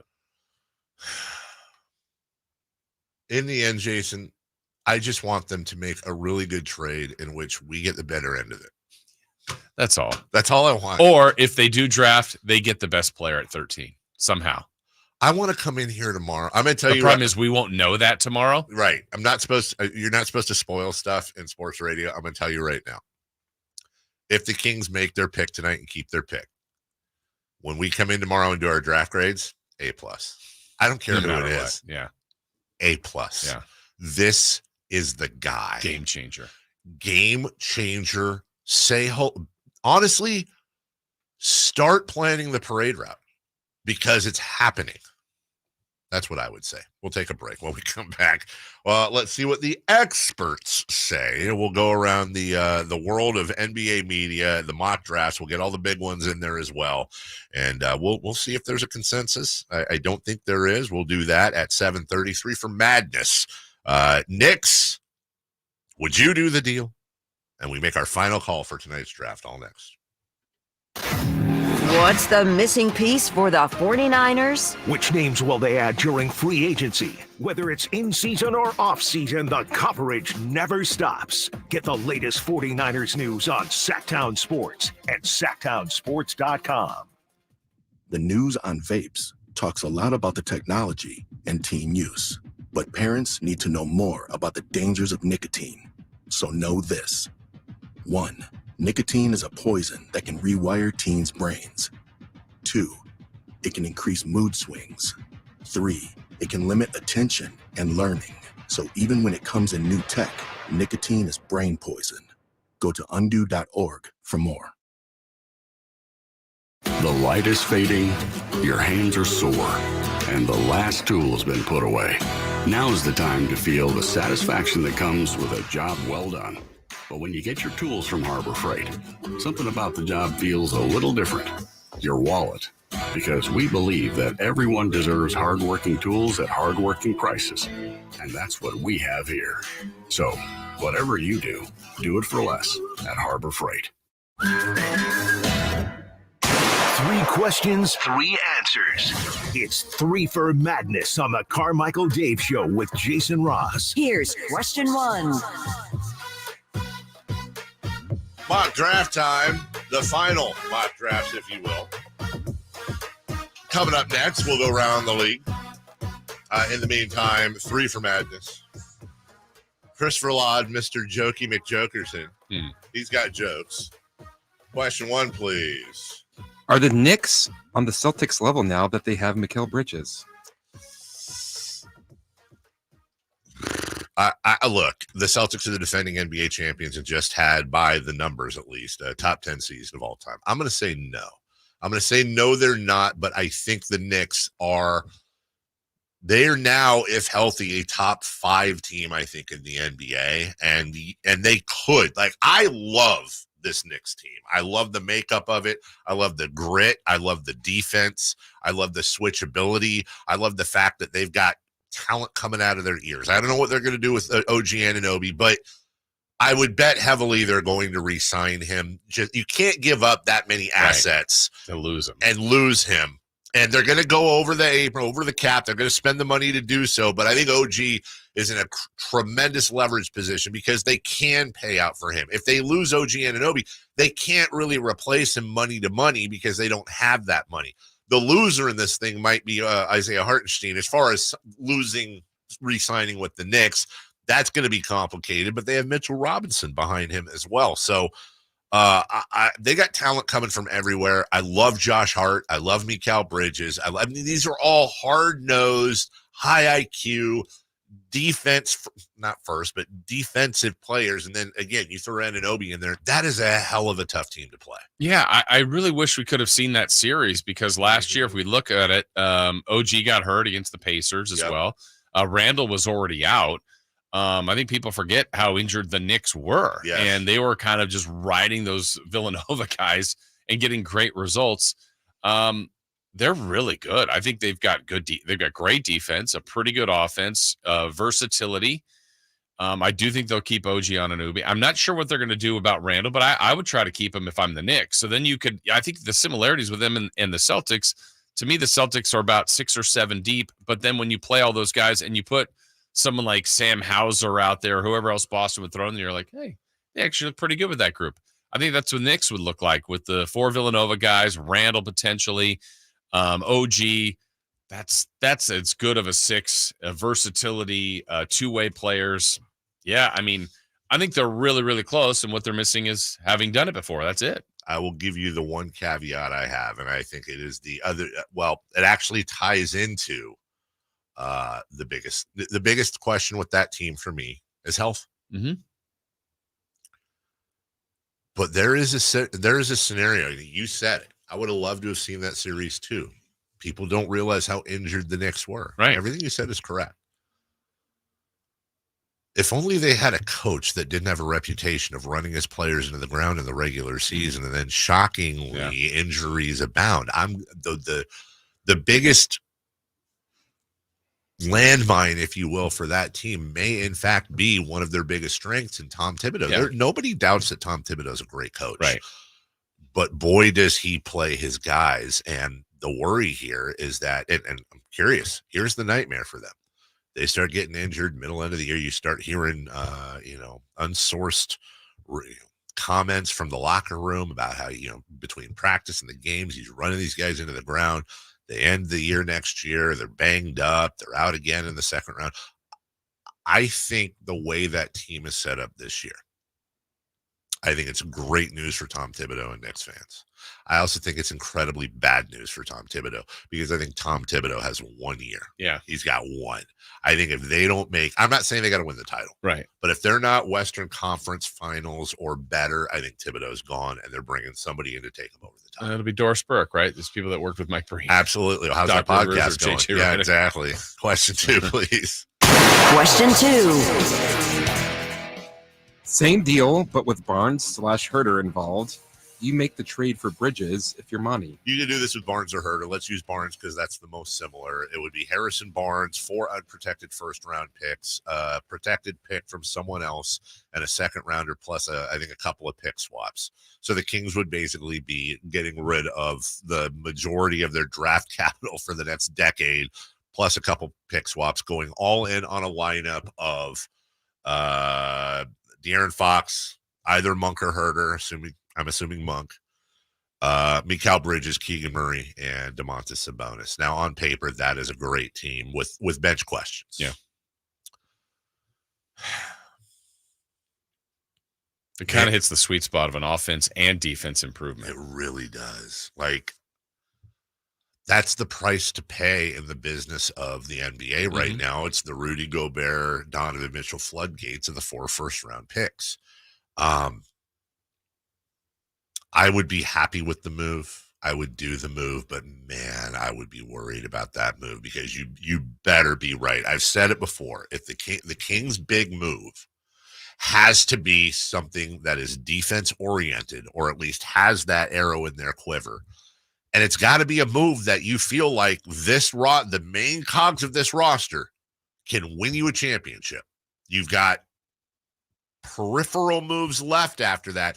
If you're going to, in the example of this move, if you're going to completely get rid of your draft capital, of which, by the way, let's be clear here, if it doesn't work out, De'Aaron Fox, Domantas Sabonis, Mikal Bridges, Keegan Murray, you can get that draft capital back, or at least a lot of it. But if you're going to get rid of your draft capital, also, you're 100% up locking up that team salary cap-wise. Fox is going to be a max guy again. Sabonis is a max guy and will be again. Mikal Bridges has 1 year left. You're obviously giving him the max. There's no negotiation there. And by the way, you're worried you better re-sign. You better re-sign Mikal Bridges. And then I don't think Keegan will be a max guy, but I think if you see a jump from Keegan this year and next year, and he has 4 years of jumpy jump, he's going to be really rich. You're going to be well over the cap at that point. You're locked. You better make sure that's a team that can contend for a title. And I think that's a team that on the fringe, depending on the defense or depending on the bench, that is a team that I could see contending for a title. Yeah, I think I would do it. And the more I think about it, because the one thing you said, actually, now that I think about it, really wouldn't be compromised. You said with bench questions. Right. It's basically their bench now. I mean, maybe there's still questions there, but so now it's Herter or Monk off the bench. Mm-hmm. Everything else is still there. Keon, Davion, Lyles. Yeah. Whether you keep Len or JaVale or sign it, they're all there. They didn't lose a player. Yeah. Well, they would lose Barnes or Herter in this example, but you fill them with Bridges and then all those picks. Yeah, I would do it. Number 3, please. Question 3. Final call. Do the Kings make a pick tonight in the first round? No. I don't believe they will. As I said earlier, I think I would put it at 70% that they will make a move. But again, I want to stress that means there's a 30% chance they won't make a move. And we'll get and by the way, we will we will do our best. Requests have been sent out. We will do all we can to bring Monty McNair on. I think he's come on after the draft every year. We're hoping to get him at the end of the season. Didn't work out. That's fine. Hopefully we'll be able to get him on. If not, I'm sure not tomorrow. And my guess is also not Friday because they're going to be flying and all that. But hopefully we can get him on next week. And we'll ask him. But if I'm a betting man, I'm betting that they will not make a pick tonight. Yeah, I don't want this to be a technical cop-out because I'm with you, but I think it might be one of those things. I'm just going to give a timeline. Woj announces a trade at 2:00 with the Kings and whoever. But it might be with the 13th pick, the Sacramento Kings select. Sure. Because technically, but they might be picking it for that other team. So by definition, I think they might be. But if I'm guessing, I think they do trade. Isn't that what happened? Wasn't it Bismack Biyombo and Jimmer Fredette? Yeah. I think, Even last year when they... Oh, yeah, they drafted whoever. The French guy. Whatever. Yeah, whatever his name was. And it was like, but he's being dealt to Dallas with Rashawn Holmes. That's right. Yeah. Love the return on that. Yes. That was max for Sabonis. I'm fine with that. All right, we'll take a break. When we come back, we got all your mock drafts. Well, not all of them, but we got 1, 2, 3, 4. We got 5 mock drafts. We'll let you know the consensus. We got ESPN, Tankathon, Yahoo, CBS Sports, NBA Draft.net. We'll lay all those out for you, see what they're saying, and as we try to get down the road of this draft coming up this evening, we'll get back to Mikal Bridges and what that means for the NBA and the Kings. Bobby Gerald joining us at 8 a.m. We'll be right back after this. Subscribe to Sacktown Sports on YouTube and watch the Carmichael Dave Show with Jason Ross, Stiles and Watkins, and the Drive Guys. Live Monday through Friday from 6 to 6. Plus view archive shows and exclusive content. Subscribe at youtube.com/Sacktown Sports. Sacramento weather is brought to you by Elk Grove Honda. I'm Tamara Berg in the KCRA 3 Weather Center. It is Wednesday, looking at a brighter day today, and after a cooler morning start, we will head for temperatures this afternoon close to average. Highs will peak in the lower to mid-90s. Get the latest forecast on the KCRA 3 News and the KCRA 3 app. At Elk Grove Honda, we make sure every certified pre-owned Honda is one we buy from ourselves. Right now, you'll find interest rates as low as 1.99% APR on approved credit. See our certified pre-owned Hondas in the Elk Grove Auto Mall or online at elkgrovehonda.com. I gotta get an Elk Grove Honda. Hey, it's Carmichael Dave inviting you to make the switch to electric this spring and save big with American Energy. Stay ahead of those spiking energy bills this summer with up to $9,000 in rebates on a new ultra-high efficiency comfort system. American Energy is providing huge rebates from SMUD as well as spring specials by installing one of many incredibly efficient AC options available to you right now. Get rid of those fluctuating gas bills in the winter and switch to year-round all-electric with American Energy. Let them perform a free in-home energy efficiency analysis and see where they can help you save for the warmer months ahead. These guys are the best. Been serving the greater Sacramento area since 1981. A+ from the Better Business Bureau. Learn more by calling 916-520-9990. That's 916-520-9990.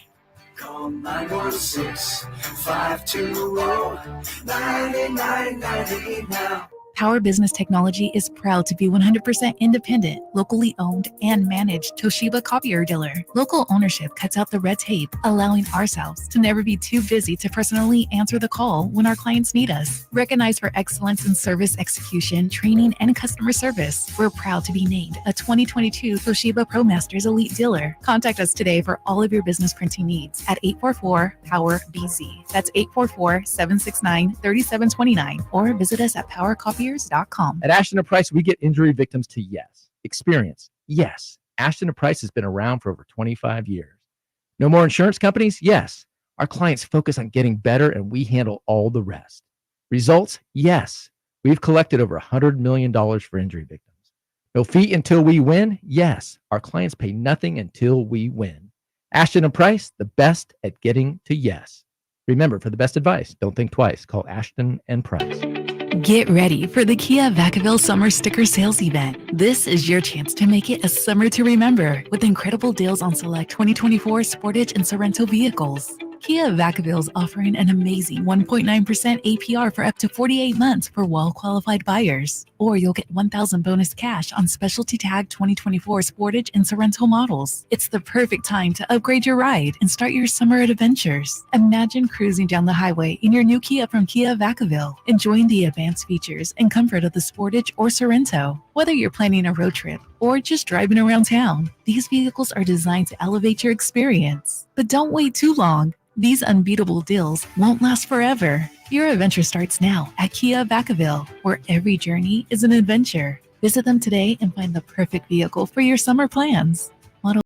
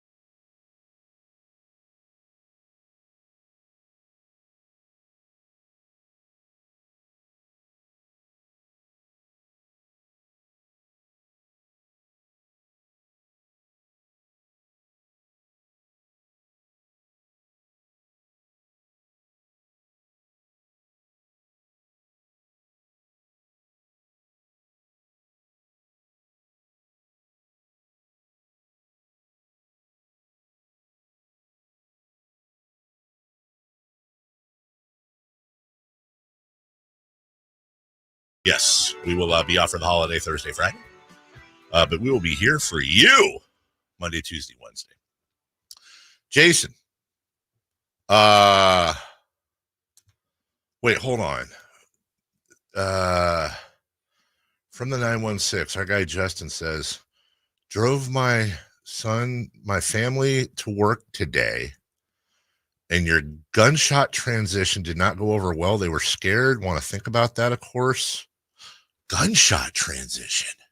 It was that you're playing the Villanova clip. Yeah. Oh, Justin, just so you know that I hear you, and we're always it was Villanova made the final shot against North Carolina and won the NCAA championship, and that was fireworks going off in the arena after that. Well, I guess I could see it does sound like gunshots. Sorry about that. No, it wasn't on purpose. It was just the last time that Mikal Bridges and that was their audio. DiVincenzo and Jalen Brunson and who's the other guy? Hart. Josh Hart all shared the floor together. That was the point of that. Also, one of my favorites, who I think might still be Archie Diacono still in the NBA? He was maybe with the Bulls last year or G League. Yeah, he's around. Archie Diacono, one of the all-time, and I think there's another couple here, players that I literally thought his name was Archie Diacono. It's Ryan Archie Diacono, but do you know his first name? It's to me, his name's Archie. Yeah. And then lastly, before we get to the mock drafts, I just want to reiterate to everybody who likes to pile on me that I am doing everything. Jason made the reference earlier, and I moved right past it. Chris Verlade sent us a text I'll get to in a second, a link. And now this texter, please talk about what the Kings can still do. Mikal Bridges is a Knick. That ship sailed. Could the picks be used for us to accept a player like Ben Simmons? Chris sent us this link on the group chat. Brian Windhorst, the Nets have just announced to the world that they are in an extreme tank. By the way, they're not done trading. They're going to trade away more talents. Here's Ben Simmons with a picture. Okay, everybody is throwing Ben Simmons at me, and I'm trying to be a good guy here. But if they made the trade, I wouldn't be mad at it, depending on what it was. I mean, if you've seen his workouts. the They Instagram could be getting workout. a pretty good player. We'll laugh so hard when the Kings trade like Harrison Barnes be like Barnes and Herter for Ben Simmons and a pick. And then Ben Simmons is like a all defense first team next year. I would want that for sure. I'd root for him. Honestly, though, I would come in every day in like a crown, like a big purple robe. You'd with like wear a a Simmons scepter. jersey every day. I would have the Simmons jersey. I would go down to Golden One Center if that trade happened today. I would go down today. I would get a throwback Lionel Simmons jersey and tape the number on if I had to. You'd get a Richard Simmons jersey. 100%. I would just come in. And if he was doing well, if he was doing, I would just come in every day and just be like, questions? Do you have questions? Who doubted me? Yeah. But it does make you wonder on other guys, even if it's not Cam Johnson, Yes. Dorian Finney-Smith.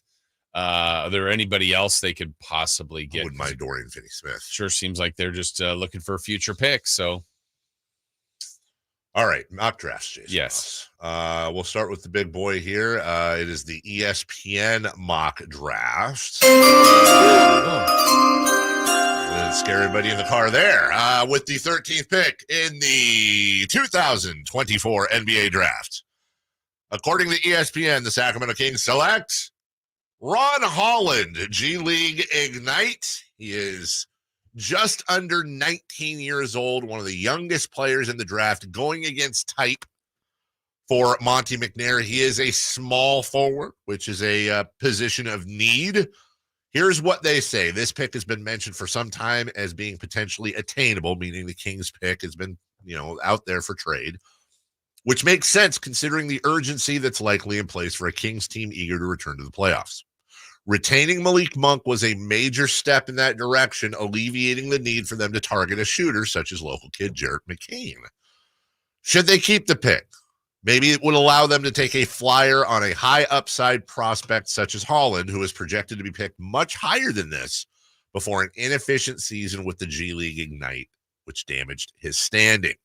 Older players such as Jacoby Walker, Devin Carter, and Johnny Furphy. The only reason I want them to pick Johnny Furphy is just how fun would that be to say? You know what happened there? What? Johnny Furphy. All day long, dude. That would be A+ right there. How does he, what kind of player is he? Who cares? Furphy. Want to see my Furphy? Damn it. I was just going there. Are also, they're said to be getting some consideration with this pick. All right, Ron Holland. I've said it before. I'll say it again. If Ron Holland is the pick, most, if not all, of our local Sacramento Kings bloggers will absolutely pass out with ecstasy. That is the consensus pick from all of our blogger guys and gals who just, they love Ron Holland. And I understand why. This is a guy that has great athletic ability, tremendous wingspan, did not have a wonderful year with the Ignite, but there are some possibilities as to why that was excusable. And I think most importantly is projected top end as an absolute two-way player for the team. Yeah, I've seen a lot of people rave about him. It's so funny to have the rave feeling for someone that's at 13. Doesn't mean you can't find a great player. There's plenty of players that have been very good that have been drafted at that spot. But it just, to me, this is going to be the blanket statement. I hope it's best player available. And if he's on the Kings board at 7 and he's still there at 13, then you take him, right? You take what you think is good. There's also a little bit of a need there. But that's not the consensus all the way around. There's a lot. The Kings at 13 are all over the place. I do agree with you. Although I got to say, as much as it might be a minor letdown if they make a pick and don't make a trade, if they'd have making a pick for like a 6'5" guard. Yeah. Right. Seems like excess, right? Yeah, right. But like it should be, I admit it should be best player, but also maybe best player that fits the team. Right. Best player fit.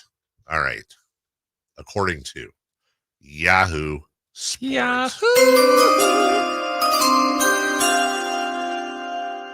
With the 13th pick in the NBA draft, the Sacramento Kings select Tristan Da Silva, forward, Colorado, 6'9", 220. He's a senior, so now we're fitting the McNair mold a little bit more historically. The Colorado forward was one of the best hybrid front court players in the Pac-12 this year. De Silva can be slotted into the lineup right away and add some versatility and length to any roster. He is 6'9", 220. The Kings just extended Malik Monk's contract and could be targeting a player like De Silva inside the lottery who can play inside and out. Okay. I would say Tristan De Silva probably maybe 5th or 6th on the list of most broken down possibilities. This is a guy that I'm just saying as far as mentions go, but that doesn't matter. Again, I take you back to the Davion Mitchell draft. That was not a pick a lot of people had the Kings making, and they made that. Same thing with Tyrese Halliburton. So this actually kind of fits the mold for the Sacramento Kings, and again, seems to be a position of need. And again, we got a track record. De Silva seems like more of an experienced player that maybe Monty doesn't mean he's doing it this way every time, but he's kind of drafted older players compared to Holland, who's 18, 19. So correct. Again, doesn't mean that's every time, but kind of so far the track record has been a player with experience. All right, moving on. Let's go with CBSSports.com. CBS Sports Radio mock drafts. With the 13th pick in the NBA draft, the Sacramento Kings select Jacoby Walter, Baylor, freshman shooting guard. I would say this is probably the pick most associated with the Sacramento Kings in the mocks. 6'5" with shoes on. So that means he's 6'3.5", 6'4". He has an unofficial wingspan of 6'10". Wow. God, that's like the wacky inflatable guy just flailing around, weighing 195 pounds. Now, that means he's got a little muscle on him. His primary position, shooting guard. His secondary position would be small forward, so you got a tweener there. 1 year at Baylor, was the top scoring option for them as well. 35 games played, 14.5 points, 4.5 boards. 37.6% from the field, whereas a 42% from inside, 34 from outside. He can get to the free throw line, high free throw attempt rate as well, so he draws fouls. The inefficiency from three, pretty concerning. Also, not just a great shot maker as well, but also they say there's a valid argument that he could be the best all-around shooter from this year's draft. He only shot 34% from behind the arc, but the eye test and free throw percentage suggests he's a much better three-point shooter, great movement shooter who can fly off screens and be ready to shoot as well. Also a solid perimeter defender, and that wingspan said to help him quite a bit on that end of the floor. Okay. We've got to break, but just a couple of more here. Let's go to Tankathon. With the 13th pick in the NBA draft, the Sacramento Kings select Tijon Salon, small forward, Cholet Basket, 6'10", 217, same age as Ron Holland, just under 19 years old for the Sacramento Kings. And then finally, NBA Draft.net. We have our first double up on these mock drafts. I love that sound. The Sacramento Kings with the number 13 pick taking Jacoby Walter. So we'll take a break. When we come back, let's get back into the Mikal Bridges trade. And if we have time, I've got your ding-dong of the week waiting in the wings as well. And another example of misdirected anger from somebody in the sports world. We'll get to that right after this. Kevin Herter plays here. It's Herter. He's been hot. He fires. He's still hot. Kevin Herter from downtown has a 15-point first quarter. Sacktown Sports is your proud home of the Sacramento Kings.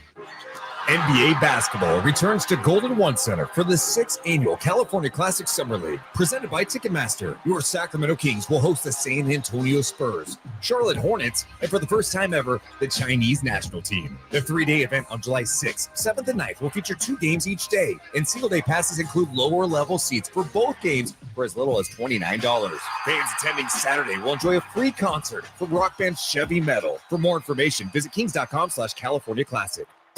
Hello, Sacramento. I'm Emran Plati, owner of True Sports Cards and Collectible Store here in Rockland, California, and the host of the True Sports Cards Show that airs right here on Sacktown Sports 1140 every Saturday from 10 to 11 a.m., where we discuss the latest trends, hottest products, and deliver exclusive interviews with other industry leaders. And don't forget to visit our shop, True Sports Cards, at 6661 Stanford Ranch Road in Rockland and see what we have for all your sports card and memorabilia needs. Carmichael Dave here for Capital Casino. Sacramento summertime heat is back. And, of course, Cap Casino, Sacramento's #1 poker room, wants to invite everyone to soak up some air conditioning, still with the most variety of table games in the region. And, as always, the best food, best service, and the best action, conveniently located in downtown Sacramento. Capital Casino, of course, reminding everyone to please make sure you gamble responsibly. 1-800-GAMBLER. What's up? We're talking to Chad Hoblet of Hoblet Dodge, Chrysler, Jeep, Ram, and Woodland. Chad, what's going on for Chrysler's Make This the Summer event? Well, it boils down to this one question. Do you want a great deal? Hoblet has it. Right now, you can save up to $13,500 off MSRP on remaining new 2023 Dodge Challenger or Dodge Chargers, starting as low as $25,595. There's just a handful left, and after this month, it's all done. So this is it. After this month, the savings are all gone. Yep. So if you've been putting it off, but you've dreamt about getting one of these cars, you better stop by Hoblet Dodge in historic downtown Woodland fast. You won't find a bigger selection or better deals on the vehicle you want than Hoblet Dodge right now. Don't miss your opportunity. Search, select, and save through their whole inventory at HobletDodge.com. Unbeatable prices, unbeatable selection. Nobody beats Hoblet, period. $13,500 total net savings after $89.20 factory rebates and $45.80 dealer discount. At least 10 of this net savings. $25,595 net price after $64.20 factory rebates. Rebates may include $500 first responder bonus cash. Must be current member of First Responder Association. VIN number 607624. See dealer for details. Trying to find out where to catch your favorite team's games? Are you a fan of the Kings, Niners, and the NFL? Well, Sacktown Sports has you covered. Touchdown! San Francisco! It's all on his shoulders. Fox rocks. He fires for the win. He's got the triple. Catch all your Kings, Niners, and NFL games all year long on Sacktown Sports and SacktownSports.com.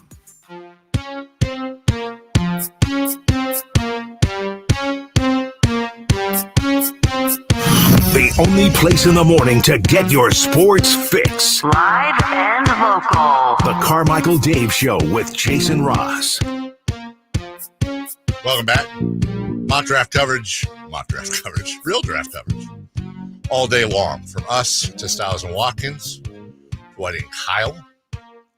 I just want to get this out of the way. Ding Dong of the week. So you're going to wonder where I'm going with this. Just bear with, please. Jim Schlossnagle. It's a great name. Oh, yeah. Just led Texas A&M to its first Men's College World Series championship series, losing to Tennessee in Game 3, just one win shy of their first national championship.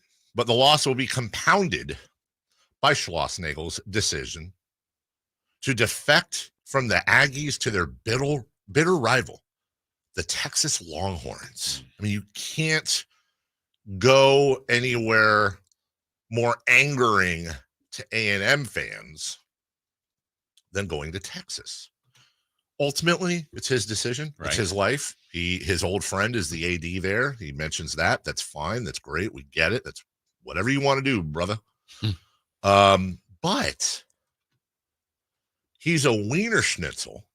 Yeah. And a Schlossnagle because, well, just a day before, after the game, as rumors were swirling, he was asked a very simple question by a reporter, and here it was. Coach, with respect to the difficult outcome tonight, but with the rumors circulating today about a specific job opening, what do you have to say about your future in Aggieland? Yeah, I mean, I think it's pretty selfish of you to ask me that question, to be honest with you. But I left my family to be the coach at Texas A&M. I took the job at Texas A&M to never take another job again. And that hasn't changed in my mind. That's unfair to talk about something like that. That'd be like you asking Montgomery if he's going to sign in the draft. But I understand you got to ask the question. But I gave up a big part of my life to come take this job, and I've poured every ounce of my soul in this job. And I've given this job every single ounce I can possibly give it. Write that. Coach, thank you very much. And he got up and left. Selfish, huh? I understand that sometimes people have to misdirect. I understand that wasn't the place for him to announce he was going to Texas. I also understand maybe the deal wasn't done. He literally said he understood why the guy asked the question. Yeah. But you belittle the reporter, you call him selfish, and then you go on to say that you took this job so you wouldn't have to take another. It wasn't just like, I love it here, blah, blah, blah, whatever. It was, I took this job, moved my family, left my family, blah, blah, blah, so I don't have to take another job again. And that is a selfish question, and I can't believe you'd ask that. And that's like asking this guy this, which, by the way, would have been a great question, too. Like, for you to go that far, here's what I hope. I hope that at his introductory press conference, somebody asks him that. Would you like to apologize to the reporter doing their job, asking you a very valid and turns out to be a future factual question? Would you like to apologize to them for saying that, belittling them, and then leaving like a baby? Because I got to tell you right now, and I don't want to go too overboard here, but I don't know this dude from Adam. But I can tell you right now, I have no respect for him as a man, as an adult. I'm talking about personally. I'm not talking about sports now. I'm actually getting personal with this guy. I got no respect for, unless you come out today and say, look, we had just lost.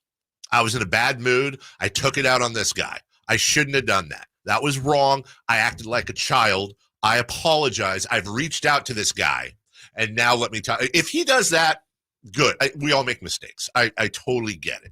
But if he just pushes forward on the thing, no apology, no comment, nothing like that, no retraction, no mea culpa, which I kind of feel like based on this is what he's going to do. Screw you, dude. I don't care how good of a coach you are. That's you want model. You want that as the role model for your kids, because I get that this happens in sports. Again, not opposed to it, but not only are you a liar, but you're kind of a fraud and you're a bully. Right. And to me, there's no place in sports for that. There's no lying in baseball. Yeah, you wish there was like some sort of catch-all statement that he could have just said, look, based on the loss, I'm sure the rumors are out there, but like where you're not offensive, but he doesn't want to answer it. Right. I get that. Yeah, all you have to do, we just came off a tough loss at Tennessee. We thought we were going to win it all. We're going back. We're going to redo everything. I'm not going to talk about the future. I'm making it about myself. Yes. Right. That's all you have to say. Simple answer. And by the way, but he was on the spot. Okay, I get it. He knew the question was coming. Dude. Ironically, it would have been better if he would have just said, yeah, I'm taking the job. I'm leaving. Right?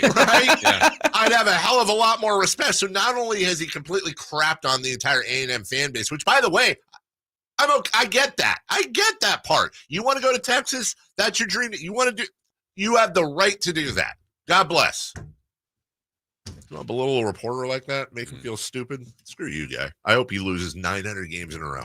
That's a lot. I hope he loses 900 games. You know what?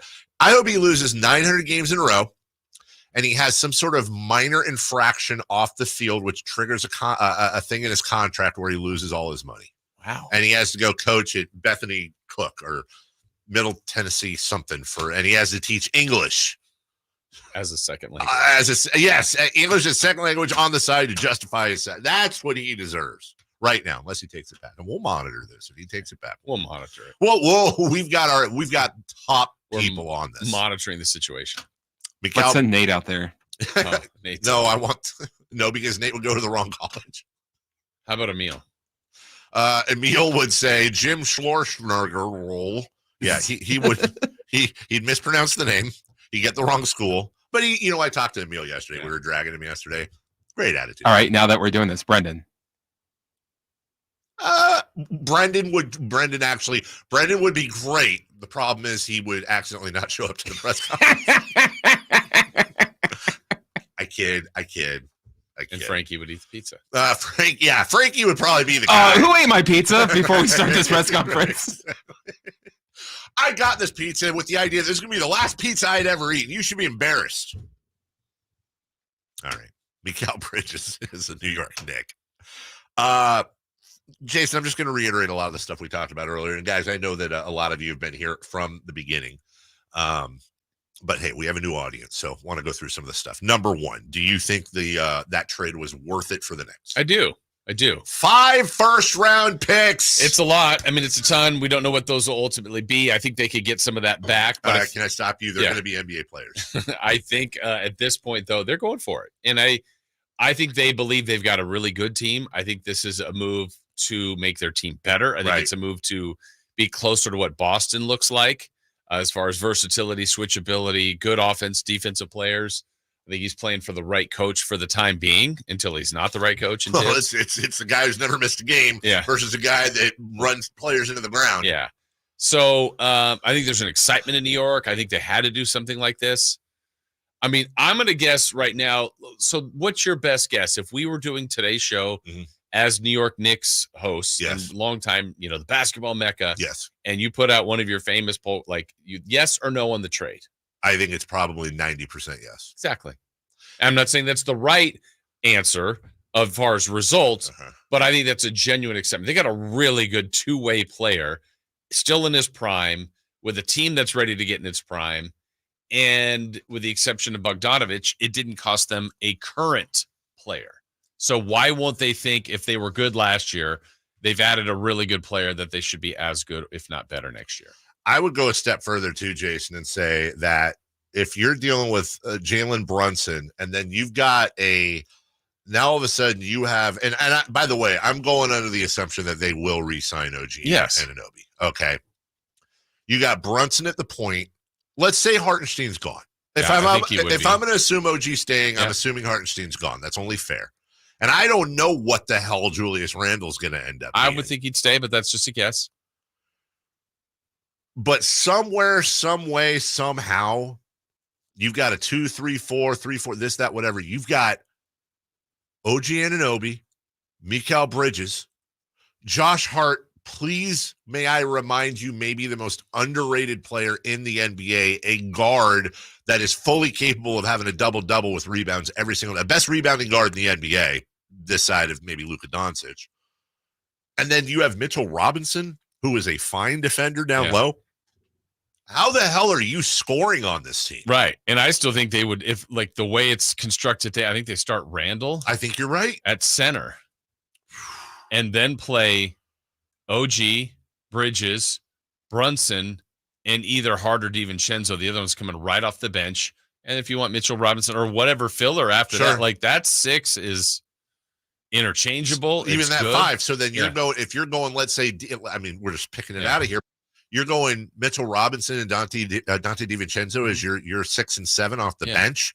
So you are scrappy. You're tough. Right. You are defense oriented. You got Jalen Brunson scoring all over the place.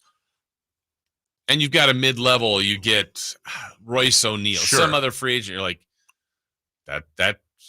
Why can't they win it? By the way, you also have the ability. I know we both agree on this, but you also have the ability. You trade off Julius Randle, and if I'm looking for a weakness on this team, it might be perimeter and 3-point shooting. That's just what I'm thinking.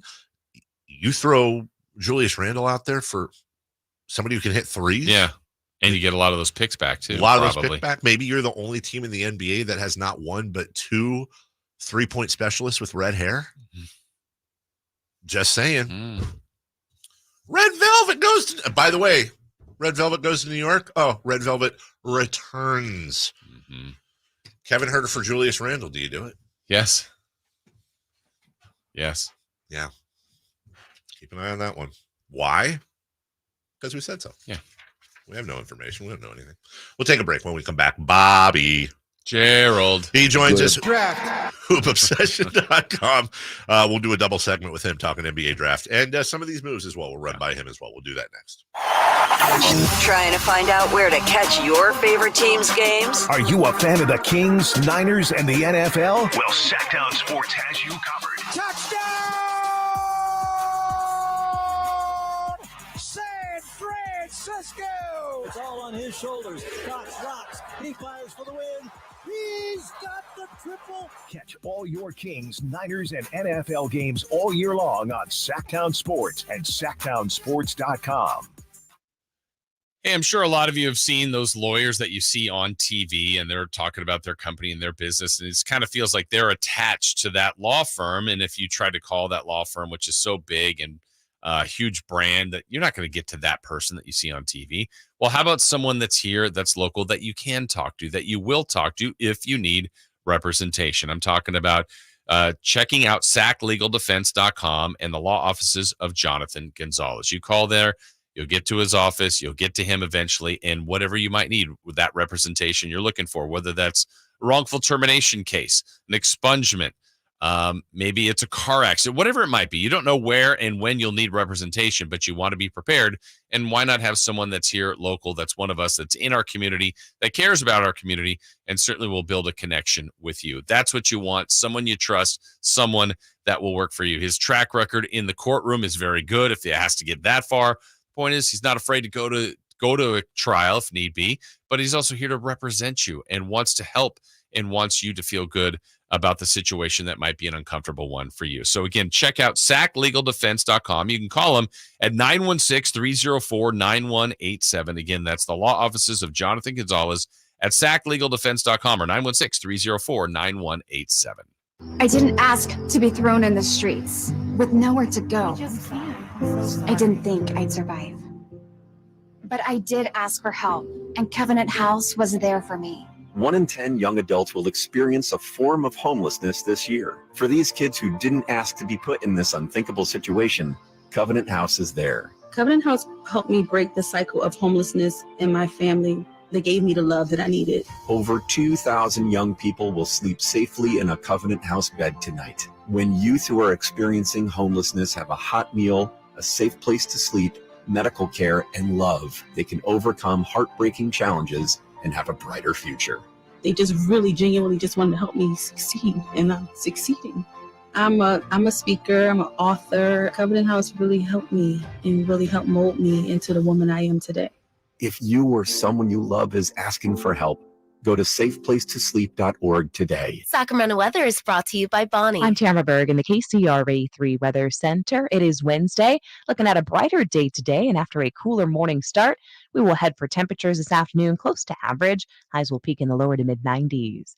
Get the latest forecast on the KCRA 3 News and the KCRA 3 app. It's been said an ounce of prevention is worth a pound of cure. And when it comes to a nice, cool summer, it's so true. Right now, get a complete air conditioner tune-up for just $59. Bonnie, plumbing, sewer, electrical, heating, and air. Bonnie.com. Some restrictions apply. License 696355. Febreze. As a rideshare driver, I love keeping my car smelling fresh and clean.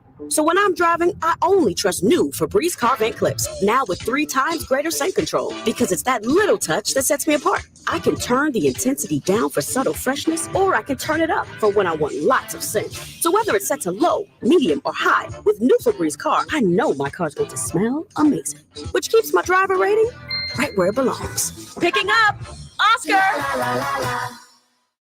We see a lot of news about teens vaping, but teens see something else. Videos on social media that glamorize it and downplay the dangers of nicotine. How can parents talk so kids will listen? Use facts. 1. Nicotine can rewire teens' brains. 2. It can make teens more anxious. 3. Changes to the brain can be permanent. So even when it hides behind a new look, nicotine is brain poison. Go to undo.org for more.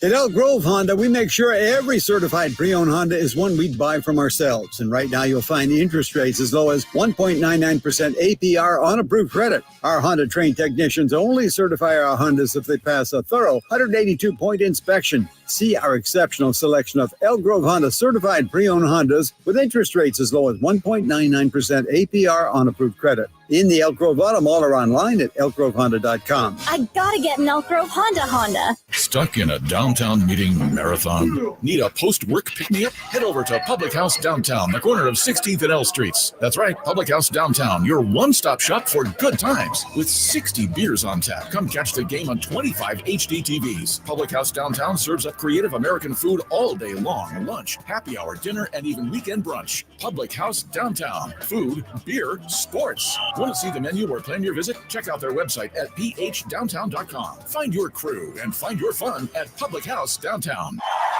from the Power Business Technology Toshiba Studios. Your home for Kings basketball for over 25 seasons. No look, Bibby to Weber down the lane, flying jam. There's your play of the night right there. It's inside is Sabonis, a two-hand rip, a brilliant pass from De'Aaron Fox. KHTKAM Sacramento, KYMX HD2 Sacramento. Sacktown Sports. The Carmichael Dave Show. He's on the microphone when he's not on the microphone. He's playing a song, and when he's not playing a song, he's on the microphone. And then boom. With Jason Ross. No, he didn't. Yes, he did. Call or text at 916-339.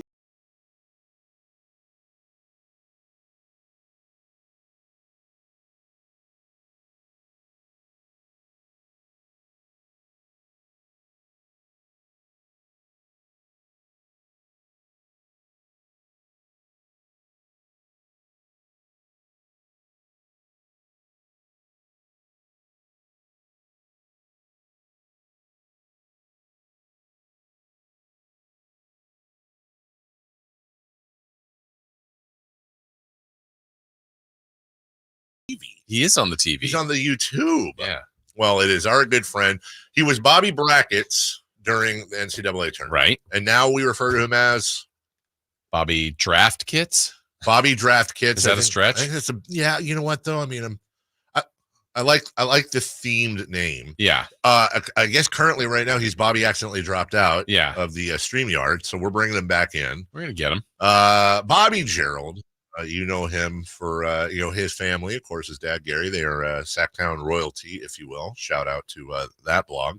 And you can also find all his work at Hoop Obsession. Let me help that. OBSE. This is one of those words where it's like OBSESSION, hoopobsession.com, which is fitting. That's why you're a good speller. Thank you very much. Also written in front of me. Because Bob is obsessed with hoops. We know that. So it's always nice to bring him on to add a little IQ to the show. Good morning. It's Dave and Jason. Bobby, how are you? I'm well. How about you guys? We're great.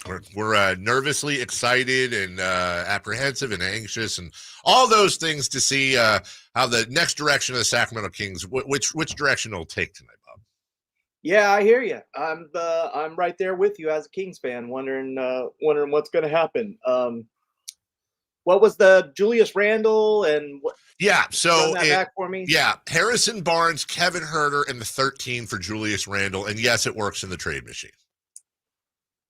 I'd give that a lot of thought. I think for me, it would depend on who's available still at 13. Sure. I kind of want to cheat and see.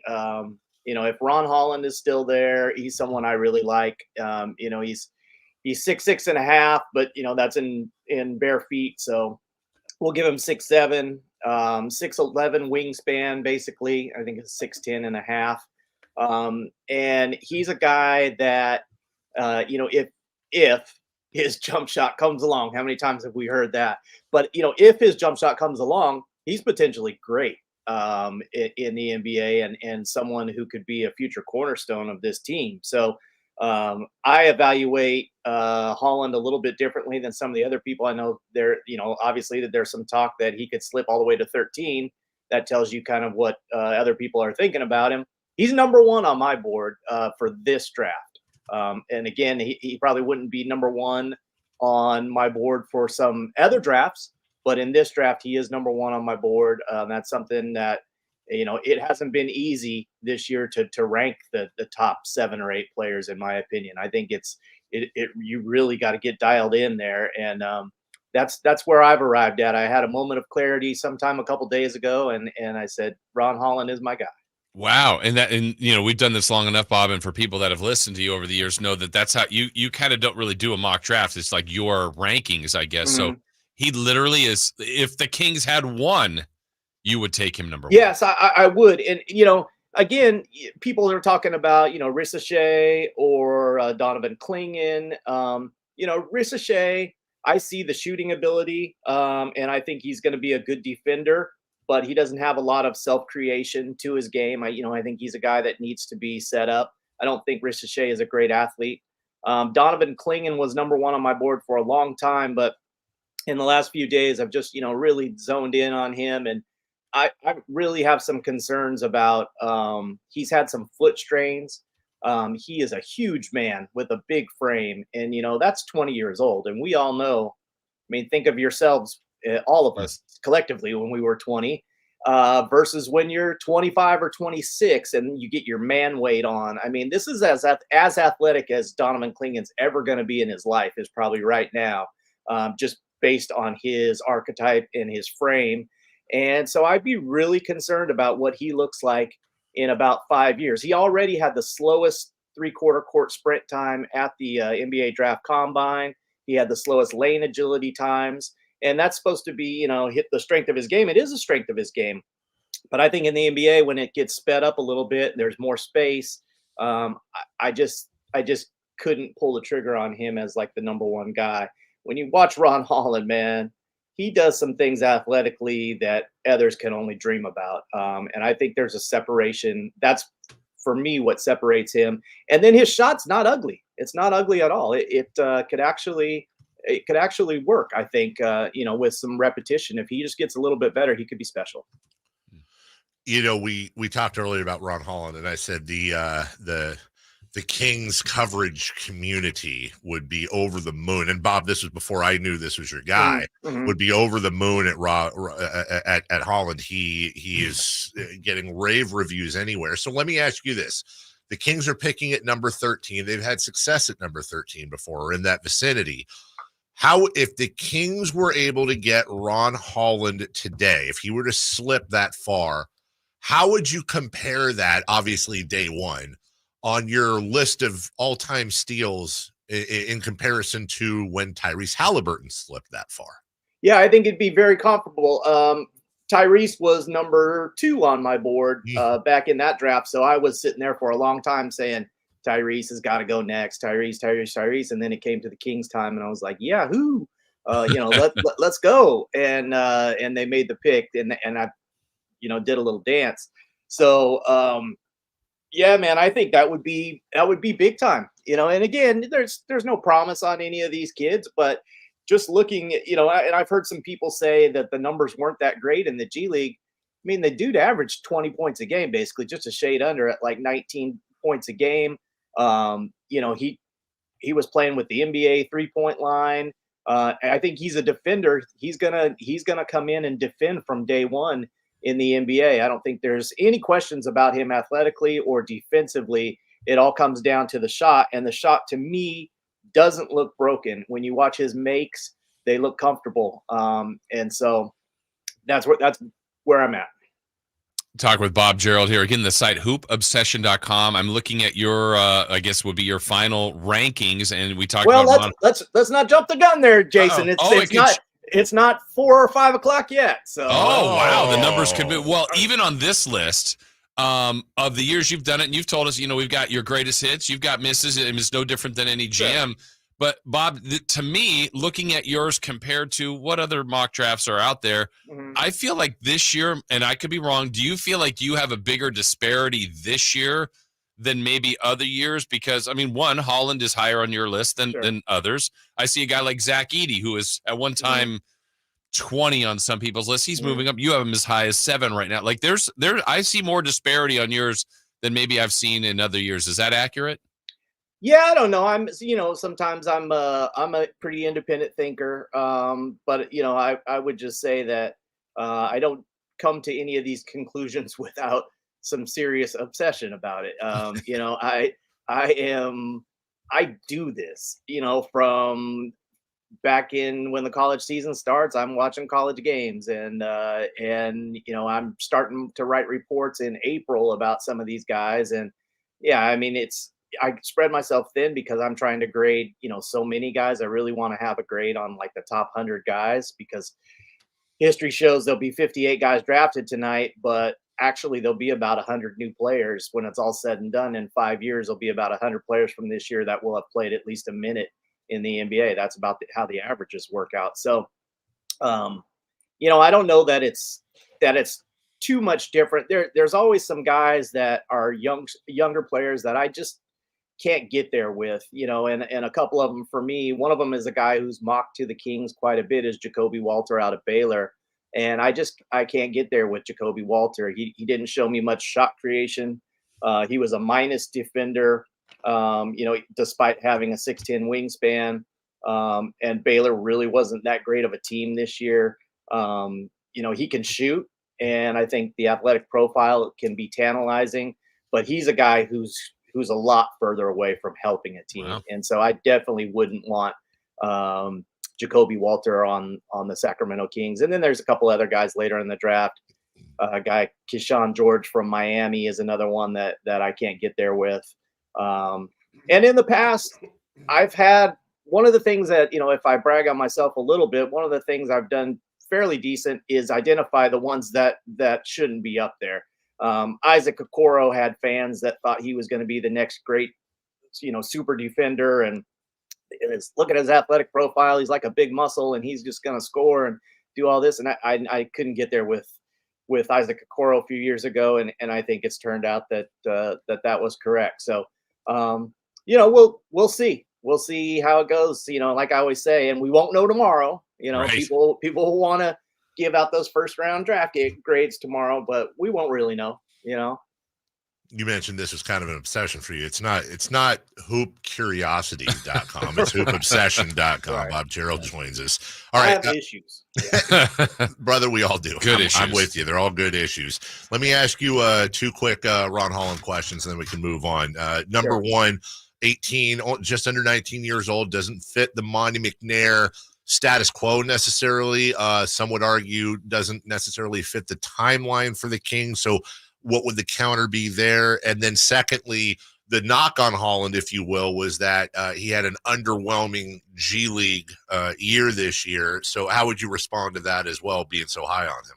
Yeah, I don't buy that he had an underwhelming G League. He averaged 19.4 points, 6.6 rebounds, 2.2 steals, 2.9 assists. The only thing he did that wasn't great was shoot the three. He shot 24% from 3-point range, and yeah, that stinks. It's way under. But the defensive rating was 6.5 points better than the Ignite's team defensive rating. And when Holland went out with an injury, defensively, I mean, they weren't a good team to begin with, and they went to being a laughable team defensively after he went out. I mean, he's 6'11". He has great speed in the open court, 38-inch max vert. By all accounts, he's a great kid that works hard. We both know some people that worked quite a bit with him over there in the G League, and I just think that's the guy. Now, as far as the timeline is concerned, I'm not of the opinion that the Kings have to do something. I think they can get better by being smarter. They left about 600 minutes on the table last year with Malik Monk jacking around with his minutes, and he should have played a lot more. I don't know if he's going to be a starter now that he's back, if that was part of the deal or not. But if he is a starter, I think that goes a long way towards helping the Kings get a few more wins. You already won 46 games. To me, it's very simple. They need to be better and more efficient at the position Harrison Barnes plays. They need to be better and more efficient at the backup point guard position. So if you can address those two things and still give yourself some room to grow. I mean, I want the Kings. I'm a Kings fan. I want the Kings to be good in the year 2028. I want them to get better, but who's to say if you won 46 games already last year, you tinker a little bit, you play Monk a lot more, you maybe make a key free agent signing, whoever that is, maybe make a run. As I've mentioned before, I think Obi Toppin would be the kind of guy who would fit perfectly and seamlessly as your starting four on this team. Other people don't see him that way. I do. I think he's been stuck behind Julius Randle, who he rightfully should have been playing behind. He was stuck behind Pascal Siakam, who he rightfully should have been playing behind. But that's not to say that if you made him a number one, that he couldn't give you low-tier starter value. He's a restricted free agent with the Pacers, but he's someone that I would definitely take a shot at. One more quick thought of, regarding trades. I've heard Kyle Kuzma's name a lot. Mm-hmm. I'm not wild about Kyle Kuzma. From this standpoint, I would say this. If you replace Kyle Kuzma's efficiency with Harrison Barnes, that's an upgrade offensively and an upgrade defensively. I don't think there's any question about it. But here's my concern. 33% 3-point shooter basically for his career. That's what he shot last year, which isn't great. That's, 36 is probably the league average for 3-point shooting. So he's not a great 3-point shooter. He's a high volume guy that needs shots. So now we're talking Fox, Sabonis, if Monk's in the starting lineup, these are all, to me, that's your pecking order. And now if you threw Kuzma in there, I just don't think it's a great fit. Is De'Aaron looking at Kuzma sideways for, his shot volume? Is Monk getting enough shots? And then, like I said, Kuzma's not a great 3-point shooter. So those things concern me. I kind of like that idea of whoever replaces Harrison's minutes being someone who's a lot more of a blender, someone who maybe you don't have to run a lot of plays for, which is what I've been, it's really what I've wanted all along, was someone instead of Harrison who can get to those loose balls that he doesn't get the rebounds that he doesn't get, make some timely cuts, get some dunks here and there. And then, a guy like Obi Toppin's a 40% 3-point shooter. So, that's the direction that I could see the Kings going. You get Monk in the starting lineup, add a key free agent, and draft someone, and we can continue to grow this thing. And who's to say you couldn't win 50 to 52 games just by being more efficient with what you do, I thought the Kings played with a hand tied behind their back way too many times last year, by wasting minutes on Monk, jacking around with Chris Duarte at different times. I think there was one game last year where Chris Duarte came in and affected a win. And I remember complimenting Mike Brown. Yep, there it was. I don't just want to win on my terms. I'll take a win, Yeah. So, again, I'm longtime Kings fan, going all the way back to, when they first started here. And trades are tricky. You can have good chemistry and you bring in the wrong guy, and the next thing you know, the locker room is askew. Yeah. Bob, another name, I think, based on what you just said about, trying to find those Harrison Barnes minutes or more efficient minutes there, backup point guard efficiency there. Zach Edey doesn't hit those, but you don't have to draft to hit those exact needs. Kind of a two-part thing on Edey. You have him on your list today. At the moment, it's 7. If the Kings were to take him, again, intriguing name, how would he fit here? What do you think he will be as a pro? Could he play with Sabonis? Would they play him separately? How do you think that would go if they take Edey? Yeah, that's an interesting one, Jason. Obviously, I think there'd be some concerns, the same concerns that you might have about Donovan Clingan, which I mentioned earlier about, playing in space and, what he might look like defensively. But I'll say this, he looked like he did defensively, and Purdue did just fine. Now, I know college and the NBA are two different things, but Zach Edey, I watched him go from kind of being just a joke almost as a freshman. He was kind of roly-poly, not really in shape, and people were like, yeah, he's just a big dude. And then people started to take him a little more seriously, and he kept working on his body.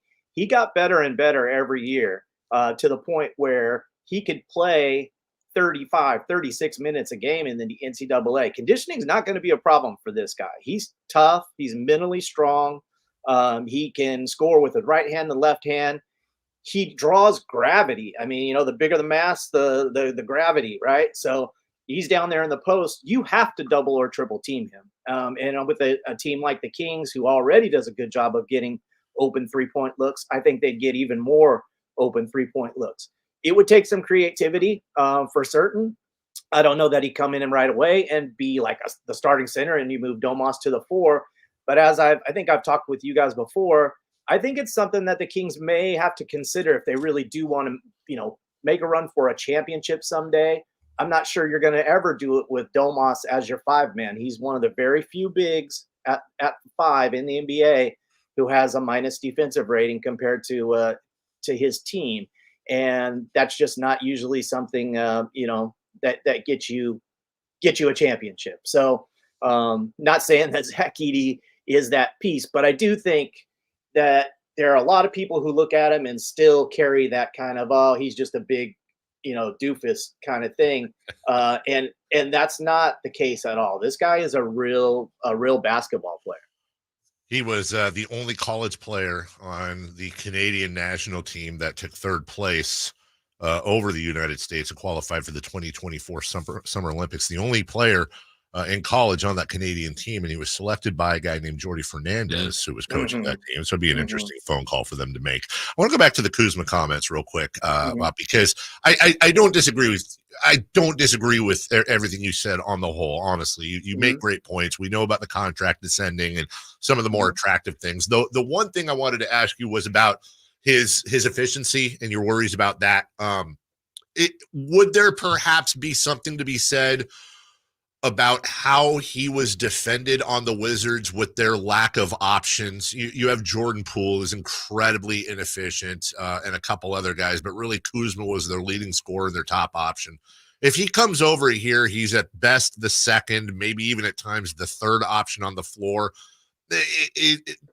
Would that lessen your worry at all that perhaps he's not attracting doubles as much, or is that negligible to you? Well, in his mind, he ain't gonna be no second or third option. Yeah, right. He's one of those guys, right? He's gonna get his FGAs. So as my man Eddie Johnson would say, he's gonna give himself a chance. Right. And that's I just think that's part of his personality.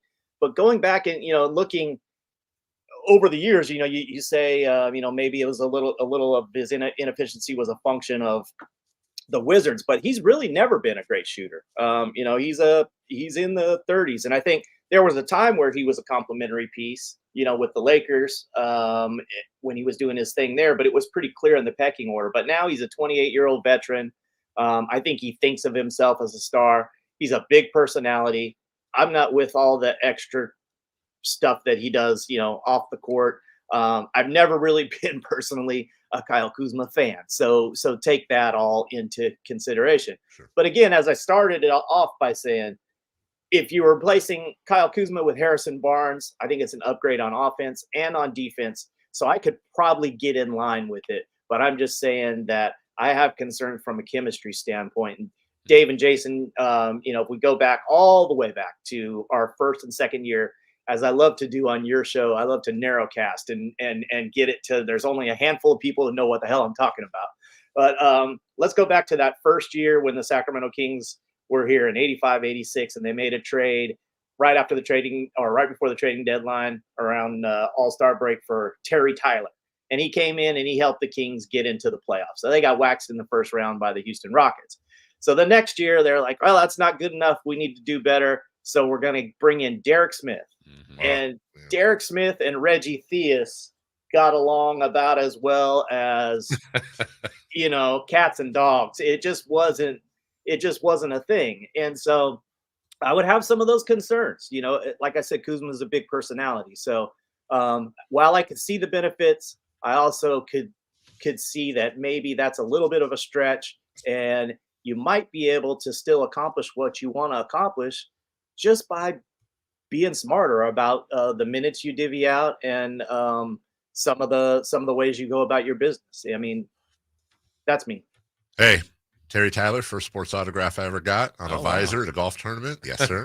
He was such a cool dude. He was He came and when I was that year, I was a senior in high school at Kennedy High School. We had a talent show. And, what the heck? I needed people to come and judge the talent show. So I asked Terry Tyler, and sure enough, he came out. He had just moved to Sacramento, came out, judged our talent show. I was the MC, did a little interview with him, and asked him why the Kings were so terrible. Thanks for coming, Terry. Yeah, right, exactly. Yeah. He laughed and laughed. And those were good times. Stuart Sato was also one of them. Yes. Nice. Yeah. I was hitting all the big bases. Jeez. Yeah. No Creighton Sanders, though. No, we did not have Creighton. Creighton was probably pulled up somewhere. You know what I'm saying? We do know. We know exactly what it is. It was an evening talent show, Dave.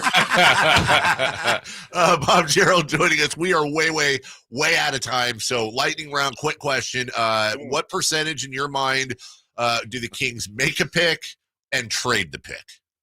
If Ron Holland's there, we pick him. If Zach Edey's there, we pick him. If Devin Carter's there, we pick him. If Rob Dillingham's there, we pick him. If Khalil Ware's there, now we're starting to get into let's make a trade territory. And beyond that, I think that's it for me. Okay.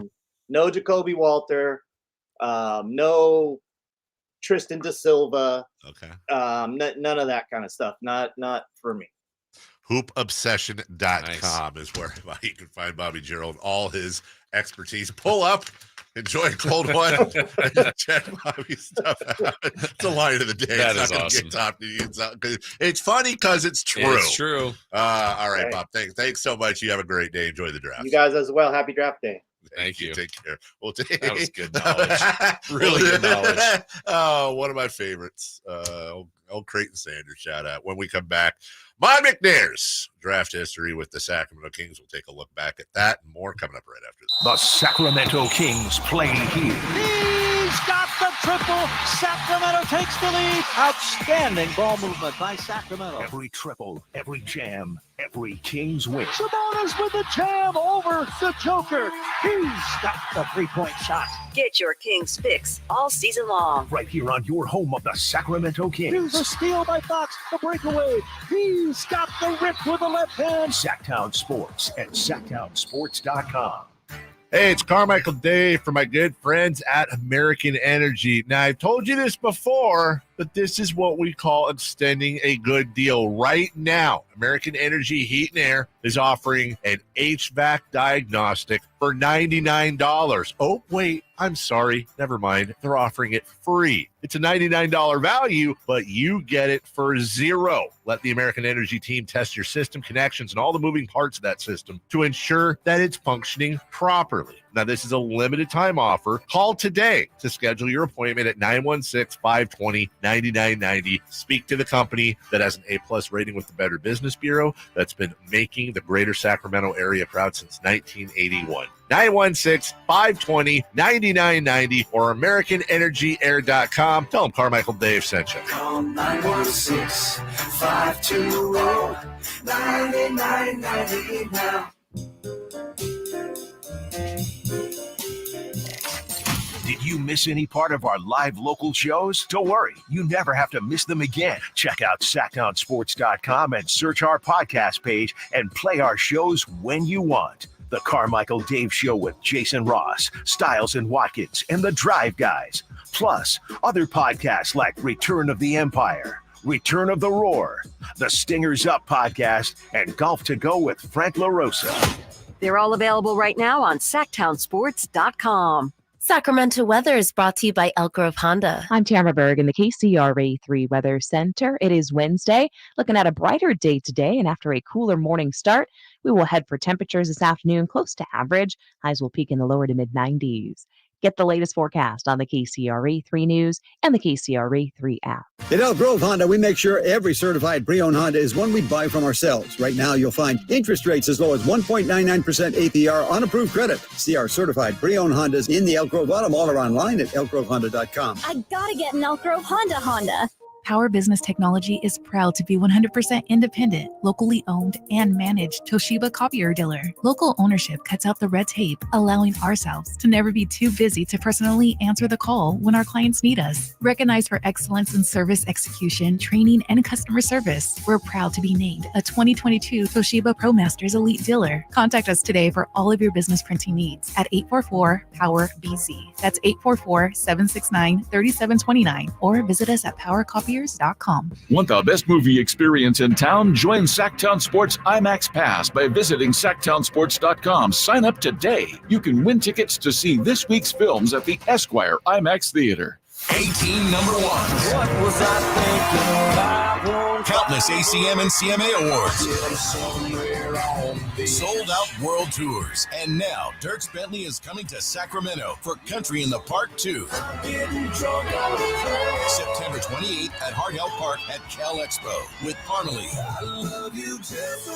Dasha, Kelsey Hart and more, plus line dancing, food trucks, and more. Tickets available now at CITVFest.com. Brought to you by Bonnie Electrical Heating and Air and the U.S. Marines. Are you tired of your tee shots ending up in the adjoining fairway while the rest of your foursome is hitting it down the middle? Well, experts will tell you that being properly fitted for golf clubs will help you strike your drive center cut. The Hagen Oaks Player Performance Studio and its team of trained PGA professionals are ready to help you get rid of your banana balls and duck hooks. Hagen Oaks Indoor-Outdoor Player Performance Studio fittings are available 7 days a week. Make yours today by calling 916-808-2531. That's 808-2531. At the Good Feet store, we take pain very seriously. Whether in the foot, knee, hip, or back, Good Feet makes over 300 styles, flexibilities, and sizes of pain-relieving arch supports. With 26 bones, 30 joints, and over 100 muscles, tendons, and ligaments in each foot, a lot can go painfully wrong. So there's a trained arch support specialist at each Good Feet store to give you a precision fit. Come in for a free fitting and test walk. No appointment necessary. Good Feet arch supports are HSA, FSA eligible. The Good Feet store in Sacramento, Roseville, Vacaville. Online at goodfeet.com. Award-winning country sensation Lee Brice is back. One of them girls that ain't trying to meet nobody. You're just here. Live in concert. Friday, June 28th, 7:30 p.m. The venue at Thunder Valley. Lee Brice. Special guest Abby Anderson. The venue at Thunder Valley. For tickets, visit thundervalleyresort.com. Don't miss Lee Brice live. Hey, basketball fans, the draft is coming up and you don't want to miss it. Join Sacktown Sports 1140 for a draft watch party at Public House Downtown, corner of 16th and L Streets on June 26th from 5 to 7 p.m. Draft day to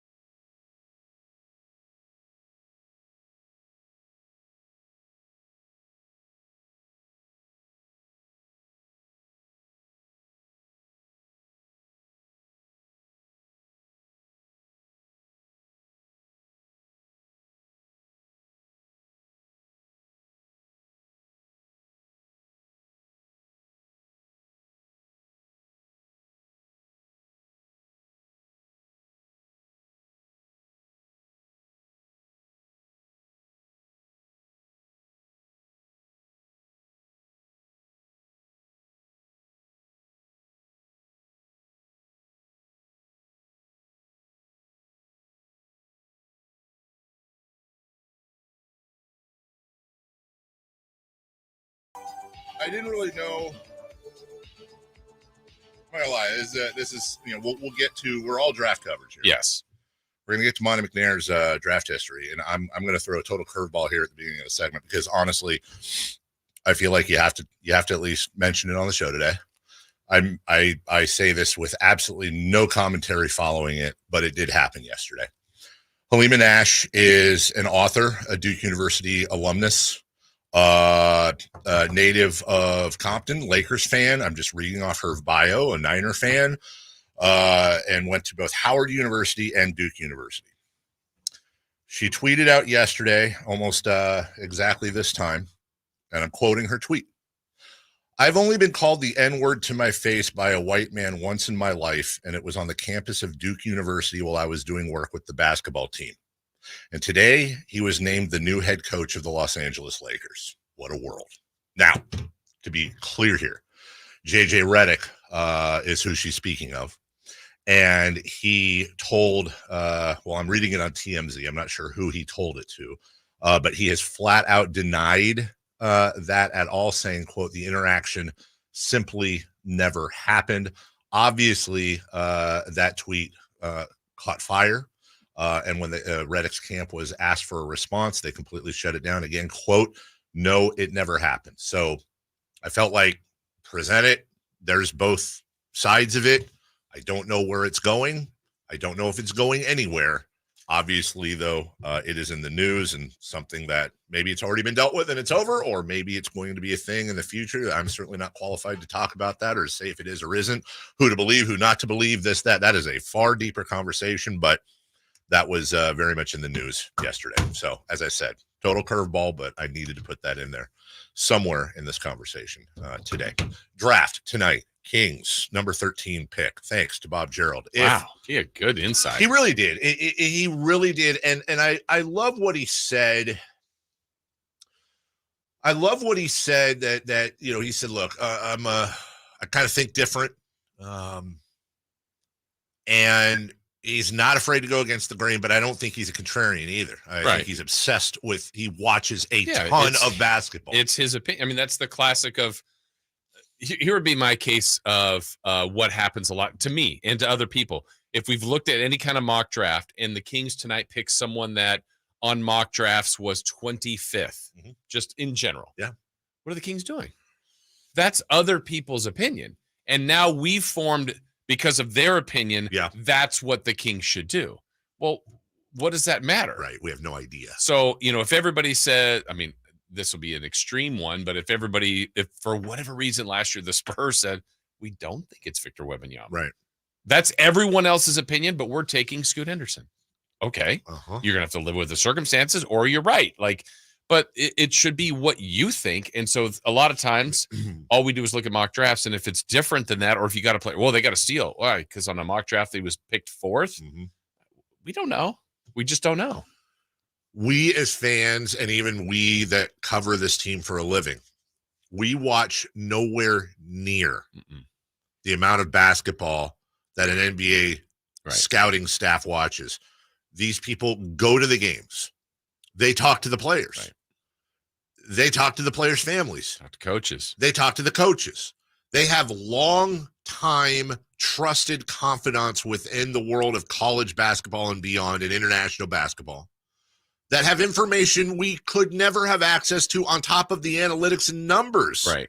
We don't have access to. Now, listen, sometimes that ends up being, especially for a guy, that sometimes that ends up being Markelle Fultz instead of Jason Tatum. Yeah. Sometimes that ends up being, this guy for that guy, or why Giannis Antetokounmpo falls so far. Right. The one that always sticks out to me isn't even in basketball. It's football. It's I can't remember his first name. It was the Reggie Bush draft. And Charlie Casserly, instead of drafting Reggie Bush, drafted the defensive player, not Mario. Williams? Was it Mario Williams? I think so. And he got killed for it, including by me and everyone else. Like, how do you not take Reggie Bush number 1? Are you kidding me? Turned out for the career was probably the better pick. Certainly was for the first 5 years. So that doesn't mean we're not saying the staffs know more than us, but to your point, we're all a little ignorant. One thing I learned I learned it from Bob in his conversation, but I'll tell you one thing that he crystallized for me a little bit more, Jason, is there's a hell of a chance that if the Kings do make a trade tonight, they're making that trade in between the number 12 and number 13 pick. Yeah. Because they're going to be watching to see who falls, and that may make their decision, but also other teams are going to be watching to see who falls. Yeah. And that may make their decision. Well, and that's the thing. Like, how many things do you have to have ready? It's like, what if you literally have it down to, let's say they've got a player they like at 13. He's still on the board and 12 takes him. Right. Uh-oh. So then all of a sudden we're talking minutes, not, hey, we've had, months to, you have months to prepare for it. It's like, okay, well, plan B, let's go get on the horn with this team or these teams that said they expressed interest in 13. What can we crystallize here this fast? And who do they want us to draft? We'll draft for them because we're going to get this, and this out of it. That's crazy. And as we go to break, I'll finish like this. This is a terrible comparison, but it's the closest thing I can do where a lot of people listening will understand. We've all been at a fantasy draft before, football, basketball, baseball, and we know who we're taking. Yep. And I pick right after you, Jason Ross, and oh my God, Mikal Bridges is available. Yeah. That's my guy. And with my pick, I'd like to take Mikal Bridges. And on top of that, we had 3 picks before us, and we had, you know what? I got 3 guys I'm going to take this round, and they all get taken. Bang, bing, bang. We've all been through that. 100%. Now multiply that pressure times 1 trillion. Yeah. It's literally your job. Your job's on the line. And this isn't fantasy. This is real. And that happens in the NBA. Instead of just, looking at a list. Okay, give me. Right. Yeah. It doesn't cut it. You got to have like 90 guys and your list laid out. But then it's like, the pressure is insane. And by the way, I continue much like not getting into the Masters, I will continue every year to request the opportunity to sit in the corner in the war room and report whatever I'm allowed to report just to see the process. They're not big fans of that. No, they're Can't not. understand I've asked why. about that too. I told them, you give me 5 minutes notice. I will drive right down to Golden One Center, and I will be in that sit room. In the corner. I won't say a word. I will get there quick because I'll likely be grabbing a Dodge Challenger for my friends at Hoblet, Dodge, Chrysler, Jeep, Ram in Woodland. It's the Make This the Summer sales event, and it all boils down to just one question. Do you want a great deal? Of course you do. Hoblet's got it right now. You can save up to $13,500 off MSRP on the remaining new 2023 Dodge Challengers or Dodge Chargers, starting as low as $25,595. There's just a handful left, and after this month, it is over. And by the way, it's June 26th, so get a move on because of the savings. It's all gone. Bye-bye. You've been putting it off, but you've dreamt about getting one of those cars. You better stop by Hoblet Dodge in historic downtown Woodland and do it fast. You will not find a bigger selection or better deals on the vehicle you want. Don't miss your opportunity. Search, select, and save through their whole inventory at hobletdodge.com. That's where I got my vehicle. It's where we got both our vehicles, as a matter of fact. Unbeatable prices, unbeatable selection. Nobody beats Hoblet. Period. We'll take a break. When we come back, the best and the worst Kings drafts, that's coming up at the top of the hour. Who's hot, who's not? We go streaking, and if we have time, we'll get into money. McNair's draft history with the Kings. We'll do all that right after this. Our first year as the radio home of the San Francisco 49ers is one we will never forget. Going deep down the sideline for Are You? He's got it, and he's gone. 10, 5, touchdown! San Francisco! Ayuk is on fire! Congratulations to the 49ers on a terrific year. And thank you for so many wonderful memories. If you need bold banners to boost your business, but you're on a budget, think Staples. Because now at Staples, you can save up to $50 on your print purchase. From posters and flyers to signs and menus, Staples can print anything you need to move your business forward. And with Staples Print Perfect Guarantee, it's done right or it's printed again free. Plus, same-day services available on hundreds of items if you order by noon. Get it printed right at Staples. And now get up to $50 off your print purchase. And 76, visit staples.com/print for details. Getting quality employees to fill positions in your company is essential, but finding those people can be a major hassle unless you use ZipRecruiter. ZipRecruiter makes finding quality people a breeze. ZipRecruiter's advanced technology identifies candidates with the right skills, sends you great matches, then you can easily invite them to apply. 4 out of 5 employers who post on ZipRecruiter get a quality candidate within the first day. See for yourself. Go to ZipRecruiter.com/free to try ZipRecruiter for free. That's ZipRecruiter.com/free. I'm Craig Ashton of the injury law firm of Ashton & Price. Whether you've been injured on a bicycle, as a pedestrian in a slip and fall, auto, Uber, Lyft, or big rig accident, you need Ashton & Price in your corner. When you call Ashton & Price, there's no chatbot telling you to hit 3 for accounting. You're greeted by a real live person who will immediately transfer you to an experienced attorney. The consultation's free, and there's never a fee until you win. Remember, for the best advice, don't think twice. Call Ashton & Price. Get ready to fuel your spirit of adventure with Kia Vacaville Summer Sticker Sales Event. It's time to crank up the excitement, calling all thrill seekers. Are you ready for an adrenaline-packed journey? Introducing the Kia Telluride, the ultimate companion for your next adventure. Picture this: blazing trails through uncharted territories, conquering the wild with the power and precision of the Kia Telluride. With Kia Vacaville, you can join the expedition and experience the thrill of off-road exploration like never before. With its rugged design and cutting-edge features, the Kia Telluride is your passport to unforgettable adventures. Don't let this opportunity pass you by. Head to Kia Vacaville today and gear up for the adventure of a lifetime during their summer sticker sales event. Your adventure starts now. Kia Vacaville, where every journey is an adventure. Visit Kia Vacaville today. Model availability, lease options, and features may vary. Please visit Kia Vacaville for more details.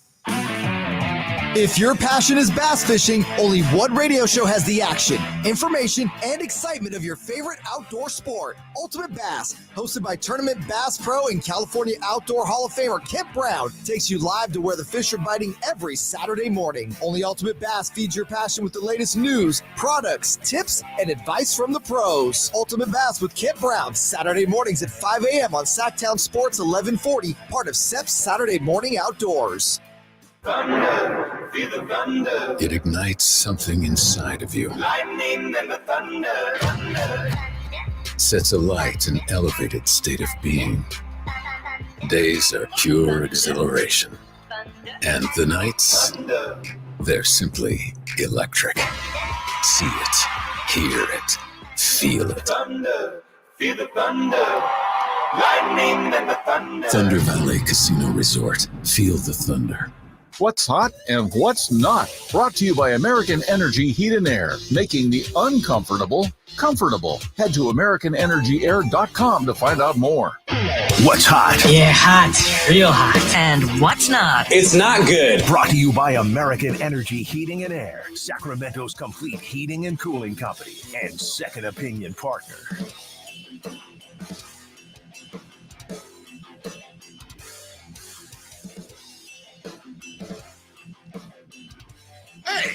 Hey, I got a draft day question. Who's hot? Jerks and Profar. I thought you were like jerks. I was like, what? We just asked you a question. Last night, Profar hit a grand slam, the Padres' 9-7 win over the Nationals. In Profar's last 6 at-bats with the bases loaded, he has hit a grand slam, 2-run single, 3-run double, 3-run double, grand slam, and a 3-run double. Only Profar and Albert Pujols have had 19 RBIs in a span of 6 at-bats in the last 50 years in the Major League Baseball. That's what the bases loaded. Profar, pro good. Okay. So I had this thought about jerks and Profar a long time ago. Mount Jerks and more. Nobody ever says Mount Jerks and more. I feel like at first glance, I was like, people are mispronouncing it. It should be Hurricane, right? Just assumed. Urickson? Or Urickson. But then I did a deeper dive on him because that's what people do. So he's actually from Curacao, which is technically Dutch. But then shouldn't it be Urickson? I just want to know if his name's being pronounced correctly. The official languages are Papiamentu. It's wedding you? Papiamentu, which is a Portuguese-based Creole language spoken in the Dutch Caribbean and Dutch. So I'm just wondering, have we been getting his name wrong the whole time? And if so, should we correct it? Is it time to ask Jurickson Profar, baseball veteran, if we've been pronouncing his name correctly? We'll get to the bottom of that. We have top people on that as well. Yes. Hey, who's not hot? Group C of the Euros. I know, dude, I was saying the same thing earlier today. England was top of the group with Slovenia and Denmark at second and third, and Serbia finishing at the bottom. England was the only team with a win. Serbia was the only team with a loss, and Slovenia and Denmark tied in each of their 3 matches for the most boring group of the tournament, quite possibly ever. Well, I mean, that's not hot.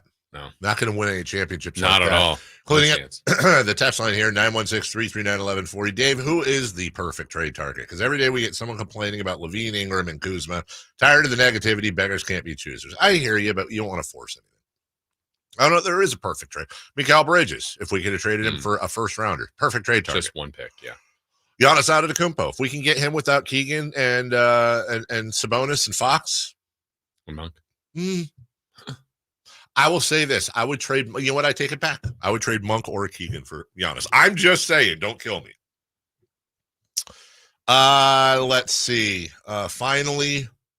Oh, this is good. The huge question of the day. Do you think Monty McNair has a go-to meal for draft day? Do you think he's superstitious? We're going to ask him that. That's a good question from Esteban.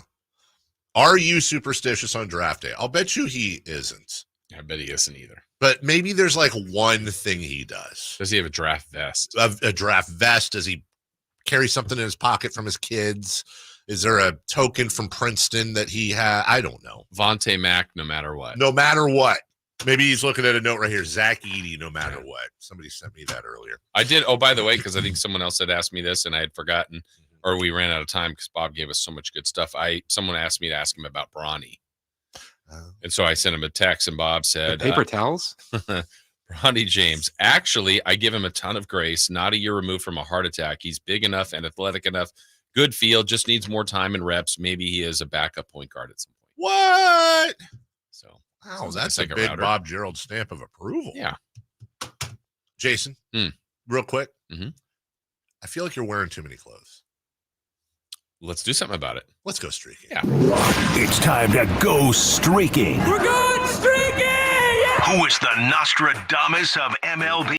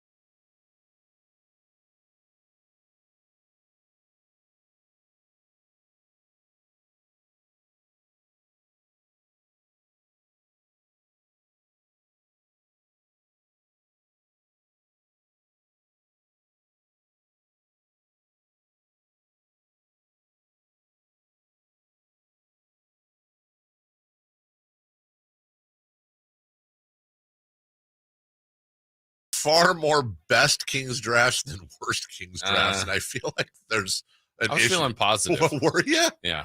1, 2, 3, 4, 5, 6, 7, 8 versus 4 best to worst Kings. You know what? I literally did take a break. Like I did the first list. I go, okay, I'll do the worst one a little bit later, and then they were just like, this is I don't fine. want to. Yeah. All right, I don't blame you. We'll do all that next. You never know what you might hear when listening to a Sacramento Kings game. Out of Keegan, going for another triple. Man, is he feeling it. Keegan, can he do it? Yes, there's number 11, Keegan Murray. Keegan steps back.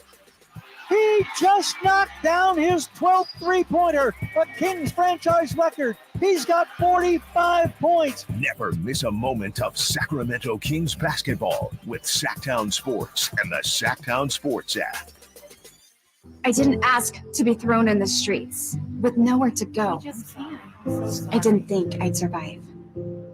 But I did ask for help, and Covenant House was there for me. 1 in 10 young adults will experience a form of homelessness this year. For these kids who didn't ask to be put in this unthinkable situation, Covenant House is there. Covenant House helped me break the cycle of homelessness in my family. They gave me the love that I needed. Over 2,000 young people will sleep safely in a Covenant House bed tonight. When youth who are experiencing homelessness have a hot meal, a safe place to sleep, medical care, and love, they can overcome heartbreaking challenges and have a brighter future.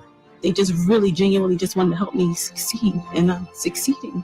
I'm a speaker, I'm an author. Covenant House really helped me and really helped mold me into the woman I am today. If you or someone you love is asking for help, go to safeplacetosleep.org today. NBA basketball returns to Golden One Center this July 6th, 7th, and 9th for the California Classic Summer League games. 3-day passes in the lower level start at just $66 and include access to all 6 games. See your Sacramento Kings as they host the San Antonio Spurs and Charlotte Hornets, featuring newly drafted rookies, NBA sophomores, and other athletes competing to make NBA rosters. Visit kings.com/California Classic for more information and to buy your tickets today. Toyota's 4th of July sales event is on. Get in today for deals on the hottest lineup around.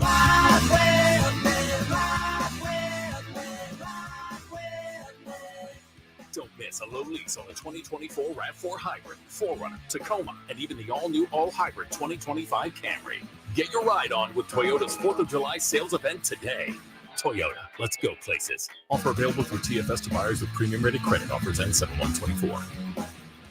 Stuck in a downtown meeting marathon? Need a post-work pick-me-up? Head over to Public House Downtown, the corner of 16th and L Streets. That's right, Public House Downtown, your one-stop shop for good times. With 60 beers on tap, come catch the game on 25 HD TVs. Public House Downtown serves up creative American food all day long. Lunch, happy hour, dinner, and even weekend brunch. Public House Downtown. Food, beer, sports. Want to see the menu or plan your visit? Check out their website at phdowntown.com. Find your crew and find your fun at Public House Downtown. KHTKAM Sacramento, KYMX HD2 Sacramento.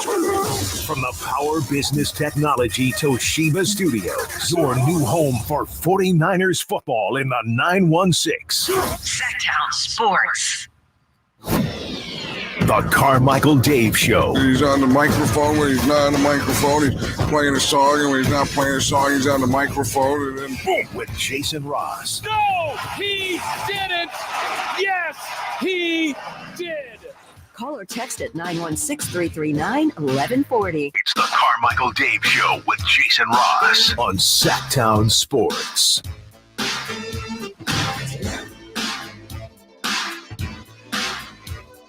Yep. All right, we will get busy, Bobby. Thank you.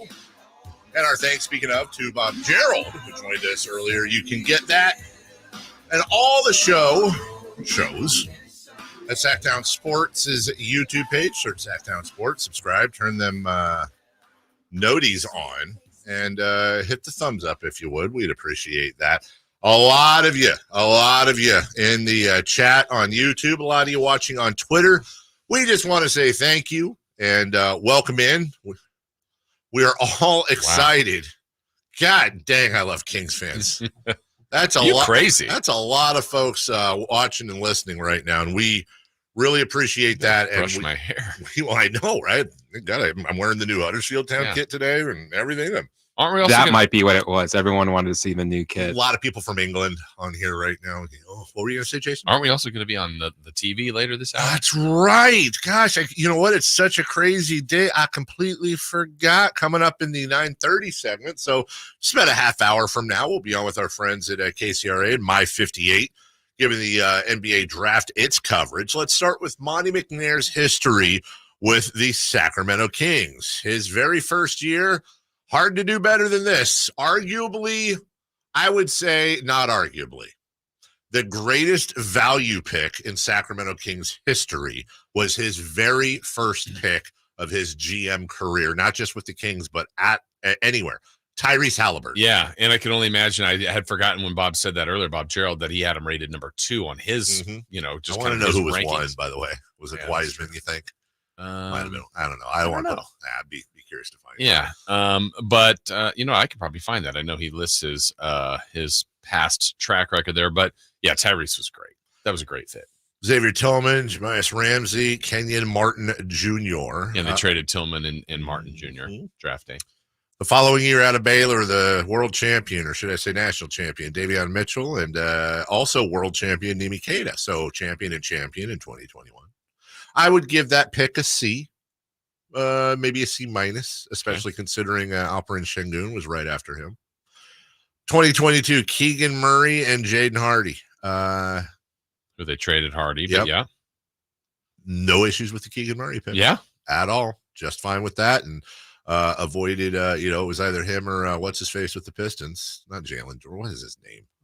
Why am I blanking? Ivy. Jaden Ivey, thank you.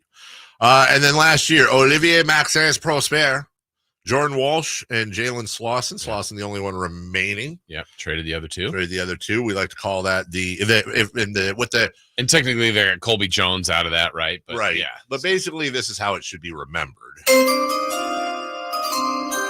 With their pick in the 2023 NBA draft, the Sacramento Kings select an extension for DeMontis Sabonis. Yes. That's pretty much what it was. Now, we look at Kings drafts overall, in which Jason Ross has heavily handicapped this for best Kings drafts.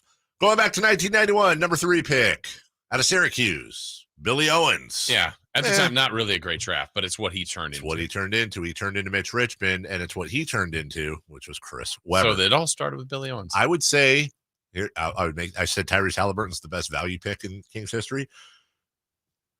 Billy Owens is the most important draft pick. I mean, he has to be. He is the starting domino of 2 Hall of Famers. Yes, which is 2/3 of all the Sacramento Kings Hall of Famers ever, right? Yeah.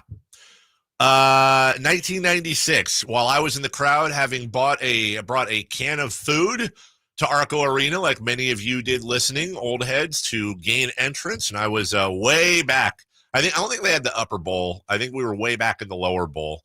And as I was chanting for another Syracuse player, along with the rest of the crowd, Wallace, we all wanted John Wallace out of Syracuse, and Jeff Petrie completely blew it by drafting this 18-year-old kid none of us had heard of, Predrag Stojakovic. Boo! I will never forget when that name was announced, and it was announced Predrag Stojakovic. That's how it was announced. Who? And the whole crowd, you could hear a pin drop, like, wait, what? And then I don't remember exactly what he said, but like Jeff Petrie, I think Jerry Reynolds came out too, but Jeff Petrie came out to like the podium. It was basically like, guys, just trust me. Okay. Just trust me. Yeah. And you know what?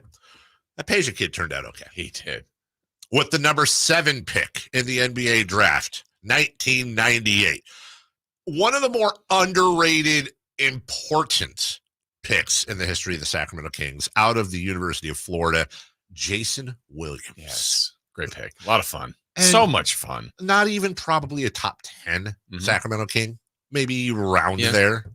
But it's what he helped usher in vibes-wise. Yeah, I mean, I don't know that the Kings will ever have a bigger transition from one season to the next than that particular year. I don't think they no. Yeah, Peja comes over, Vlade signs, Weber's traded, Adelman's in, and you draft Jay Will. Yep. I mean, that's transforming a team. That was such a fun year. Yeah. God, that was such, and that was the strength shortened year, correct? Yeah. Where they took the Utah Jazz to 5 in 2004. Later pick, I think it was 23 from Zanesville, Ohio. Kevin Martin. That's a pretty good pick at 23. Another stroke of Petrie genius. Yeah. This was when he was on his heater of heaters. He could not miss. There wasn't a lot of people knew about this Kevin Martin kid. Yeah. Okay, well, he's got this weird shot. But, I mean, Petrie's good at what he does. Ended up being one of the best picks in the draft. Just an absolute steal considering where he got picked. Fast forward 2010. I still have the backdrop that our old boss Kevin Sheritz gave me with the NBA draft logos on it where they did the interviews at my house. From the University of Kentucky, DeMarcus Cousins. Look, when you look back at that draft, say what you want about DeMarcus, that was a hell of a pick. One of the great Kings we've had, right? Great Kings we've ever had. Obviously, there's a lot attached to that. Yeah. There is no denying that's a good pick. An excellent pick. In 2017. From the University of Kentucky, De'Aaron Fox. I mean, what are you going to say about that? Yeah. He was excellent. I remember I just mentioned this yesterday. We were at our draft party, and as soon as Josh Jackson was taken by the Phoenix Suns, everyone was just hustling, bustling, doing their thing. We all knew what was coming. We hoped what was coming. Yeah. And that happened, and the place went absolutely berserk. Some days are bigger than basketball. Some days are much bigger than basketball. 2020. We just kind of mentioned it, but that guy up there. He's on Pat McAfee right now. Oh, is he really? Yeah. There he is. The voice changer himself out of Iowa State. Who Indianapolis, not that far from his home. That's probably why he's on there. That's Tyrese Halliburton, the best value pick in Kings history. What a first pick, and then 2022, of course, Keegan Murray. Yeah, interesting that out of that entire list, let's see, 1, 2, 3, 4, 5, 6, 7. So your top 8 best Sacramento Kings drafts, and that includes a guy in Billy Owens who really that was a stretch. But out of the top 8, even if you want to say top 7, Monty McNair has 2 of those. Yeah, and the other part of it, I didn't pick the one, if we're talking draft, that was Rookie of the Year. I'm tripping.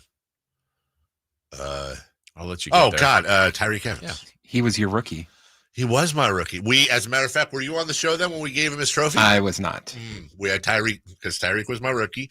He came in studio at the end of the year, and we gave him it was like a little baby trophy. We gave him a framed Carmichael Dave show. This was before it was announced that he was the Rookie of the Year, but we gave him our Rookie of the Year. He came in, was a great sport, drove all the way down, and then we took a picture of him like kissing the trophy, like you would do with like the big one. And I'll never forget. He looked at me. He's like, "You can go Photoshop this, are you?" He knew us. He knew us quite well. All right, we have to do this. Yeah. And thankfully, now I'm kind of thankful you made this short. Well, because I think we can expand on because we several really, others. really could. Let's just understand we all get that this could be a lot longer. Excuse me. In 1990, the Kings had not 1, not 2, not 3, 4 first-round picks. That ended up being, I believe, number 7 out of LaSalle, Lionel Simmons, who, by the way, I believe he was fine. I think he was runner-up to the top pick, Derek Coleman, out of Syracuse for Rookie of the Year that year.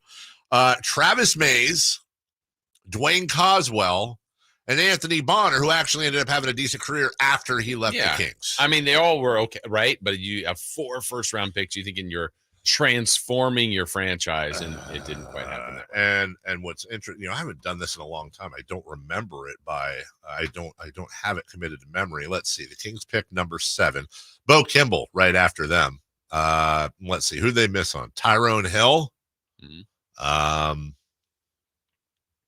Jason with a Y Williams, and then Tony Kukoc in the second round, Antonio Davis and Cedric Ceballos in the second round. There were actually, I think, more all-stars in the second round than the first round. Well, the top 2 picks in the draft were Derek Coleman and Gary Payton. Okay. Pretty much after that, there's a Kendall Gill, a Dennis Scott, but not a great draft. So, of course, much like when the Kings had the number 1 pick. Right. And they took Purvis Ellis, and then you look, it's like, well, and then it was like Danny Ferry and Sean Elliott. Sean Elliott would have been nice. I think, wasn't Mark Jackson in that draft? Oh, might have been. But he was he was later on. Anyways, it always happens that the Kings, whenever they have the number 1, which is once, or a bunch of picks, that's a crap draft. Surprised they don't have 4 picks in this draft. In 2012, I would call this, me personally, my biggest surprise. I will never forget, man. I saw him play at Kansas. Thomas Robinson was phenomenal. He fit a need the Kings had. And I'll never forget being on the air here and sharing a story about the tragedy that his family had been through, how he basically raised his sister, how he was just, by all accounts, like the best human being ever. You can't miss with this guy. They missed with that guy. They missed ironically terribly with that. Scott Pollard was on the day before. That's right. Explaining why he was not going to be a good NBA player. He did. All credit to Scott.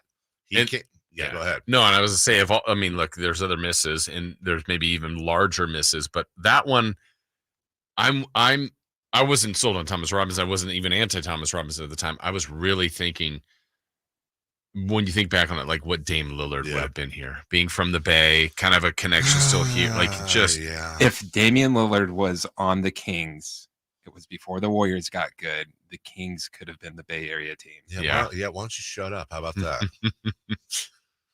How would Lillard and Cousins have been? I mean, we know they would have both been very good players, but could they have coexisted? I feel like Dame's a cool enough cat to where he and Cousins would have.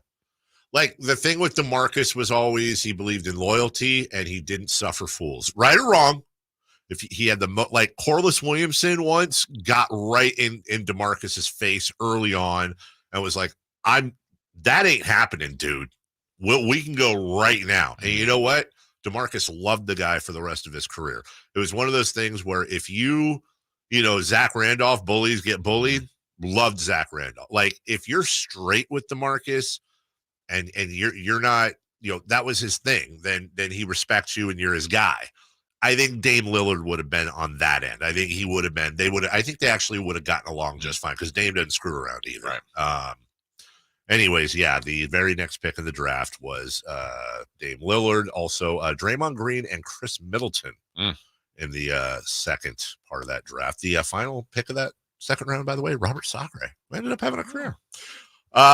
Nick Stauskas, that I would say is probably the most embarrassing pick the Kings have ever had. That was the first pick of the Vivek Ranadive, Pete D'Alessandro Nick Rocks era. Yeah, and Grantland. More like Kicks Rocks. the group Grantland, the now defunct, basically the Ringer before it was the Ringer. Their camera, they were allowed in the war room. Not us, but they were. And that has now become basically every Sacramento Kings fan knows that meme. Stauskas, and of course Nick rocks. Nick, in fact, did not rock. No, he did not. But he did give us something. He gave us Sauce Castillo. That's exactly right. And also, pretty much every Kings fan around back then knows this. That backyard video when he was in the rain hitting those threes, I was like, oh, he can shoot. We all fell for the damn video in the backyard. And finally, in 2017, the Kings had the number 2 pick in the draft. I don't remember how that went, but we'll move on. When we come back, what to watch tonight, we've got an idea also on this day, and we will partner up with KCRA and My58, and we will give you, Jason, the remotes more. Yeah. If you wouldn't mind. We will give you our final NBA draft breakdown before we get to Styles and Watkins. So last half hour, 45 minutes of the show, we'll get to all that. We'll also kind of recap stuff as well. So 9:30, My58. Coming up next, bit of a recap of the day, and then we've got celebrity birthdays to end it all. I mean the show, not. Yeah. Okay. All that coming up right after this. The only place you'll find Keegan Murray is Sacktown Sports. Out to Keegan Murray, straight away for 3, and Keegan knocks down the triple. Hey, Sacramento, it's Keegan Murray, and you're listening to the home of Sacramento Kings, Sacktown Sports. Your local sports leader. Texting enrolls you in a recurring automated marketing text messages. Consent not required to purchase. Message and data rates may apply. 10. Nice work. Thanks. Taking Nugenix Total T makes a huge difference for me. Nugenix? That's the testosterone booster with TV ads with Frank Thomas, right? Yes. Are they still giving out complimentary bottles? Yes. Nugenix is a great way to feel stronger with more energy and endurance. And as Frank says, you'll like it too. Text radio to 321-321 right now for your complimentary bottle of Nugenix. Text RADIO to 321-321. That's radio to 321-321. Do you have unfiled tax returns or being threatened by the IRS that your wages are about to be garnished or bank accounts are going to be levied? You need an ally. Allies Tax Relief has professionals ready to fight for you. Their enrolled agents, tax attorneys, and CPAs have saved millions of dollars for taxpayers just like you. They won't just resolve your tax problems. They'll most importantly protect your wages, bank accounts, and all your assets from being taken by the IRS. Call for a free consultation. 800-230-5174. 800-230-5174 or go to alliestaxrelief.com.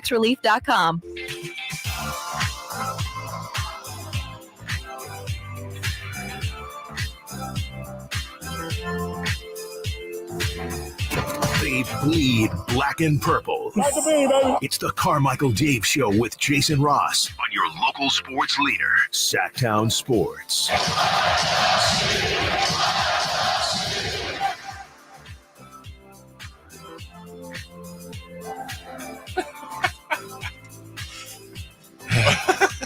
I said half the time is right before we go on the air. Jason dropped something that I wish we could share.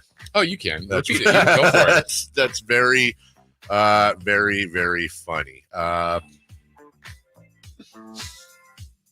Do you have a draft pick? Well, you said Thomas Robinson a little bit earlier. That like the King. Which one do you think you personally were most wrong about? So they took this player, and you're like, oh yeah. Honestly, I think it is Thomas Robinson. I was really convinced that he was going to be the guy, but let me go back.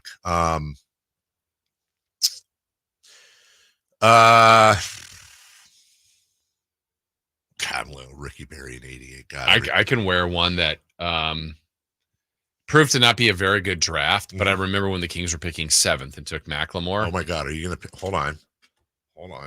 Oh, and took McLemore. Never mind. Okay, took McLemore. Because remember, the Kings have the 7 pick a lot. Yeah, and I thought if they could get Anthony Bennett at 7, and then he went 1. Yeah, and I'm like, see, I was right.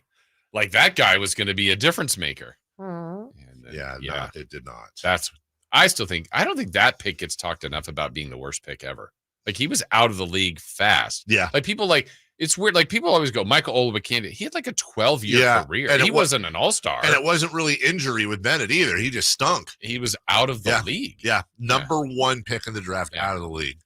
In a short amount of time. But then, of course, if you're Cleveland, you get, here's Kyrie Irving at number 1. Here's LeBron James at number 1. Right. Here's Andrew Wiggins at number 1. I actually, weirdly enough, Jason, thought Billy Owens was going to be like a multi-year all-star. He had that potential. Just an early all-around dude, score, rebound, assist, a triple-double threat every single night. I thought he had a fine career. I mean, he had a career.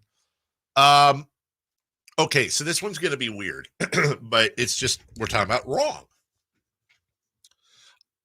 I actually thought Corliss Williamson was going to be the end-all, be-all. I remember I believe he stayed at Arkansas after their national championship and was the best player in college basketball. Big, nasty. And by the way, Corliss had a great career. Don't get me wrong. He really did. I just honestly thought he was going to be a Hall of Famer. Yeah, and I've said this before about, so let's take the example of the feeling you had at the arena when when the announcement is pre-drag Stojakovic, and you're like, we want John Wallace because he was at Syracuse and we're all chanting his name.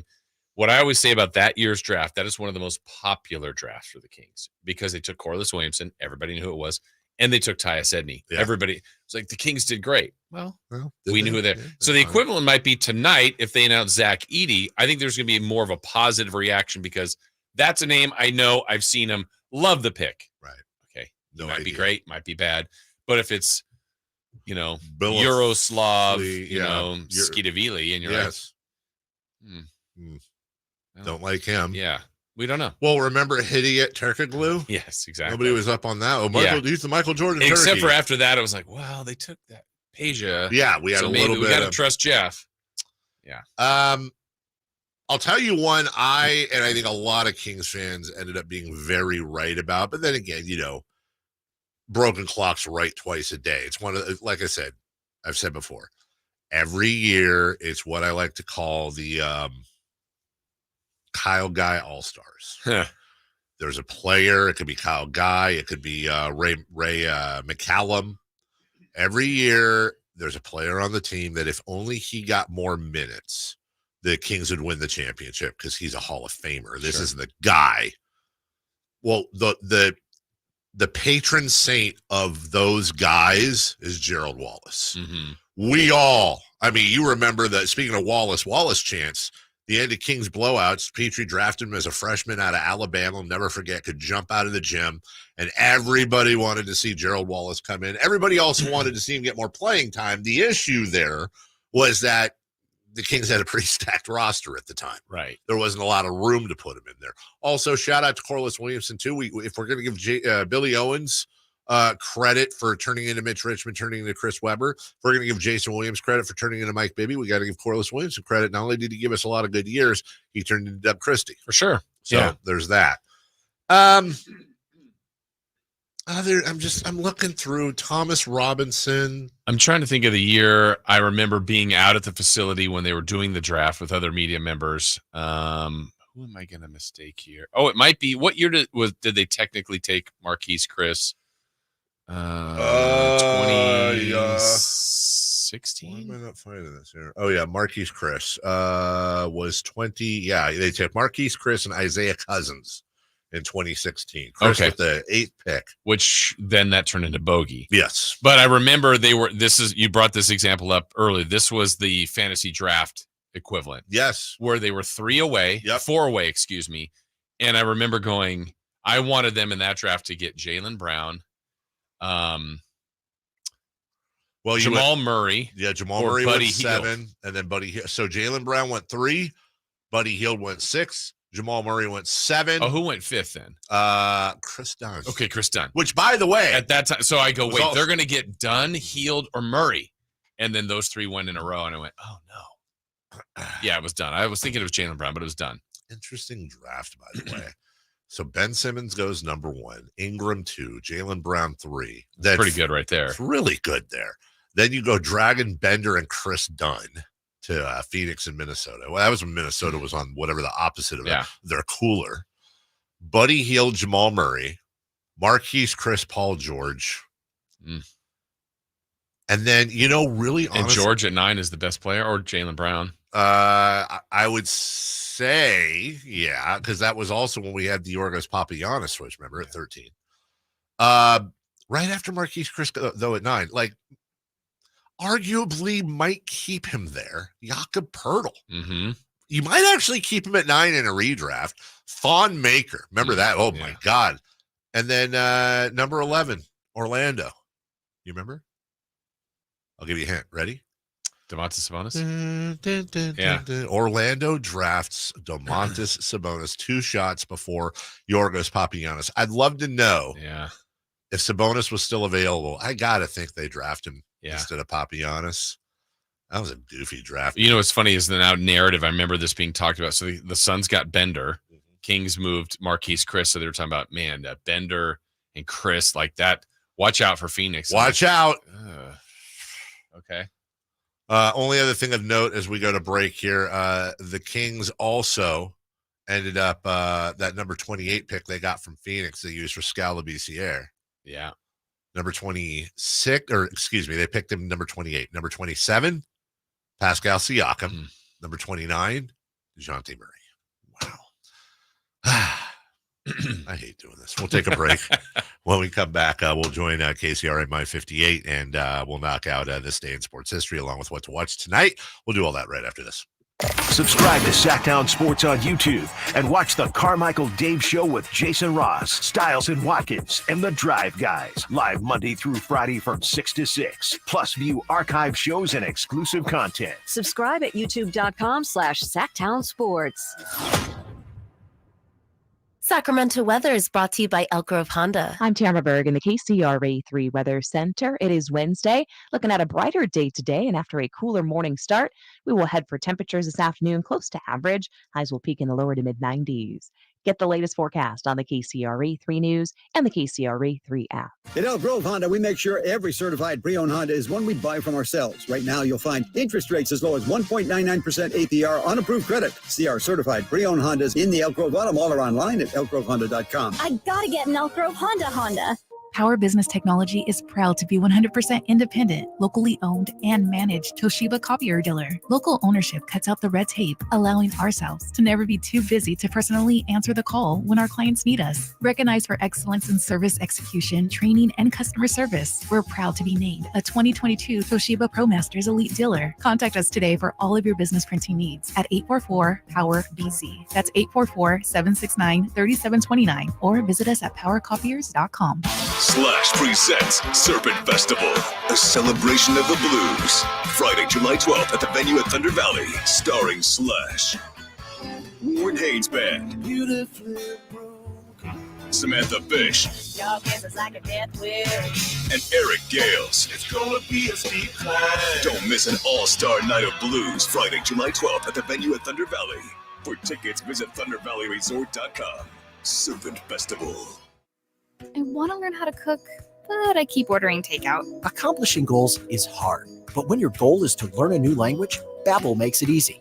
In just 15 minutes a day, Babbel will help you start having conversations in as little as 3 weeks. Words and phrases you'll actually use. So when someone asks, "How's your French going?" you can say, Babbel facilite grandement l'apprentissage d'une nouvelle langue.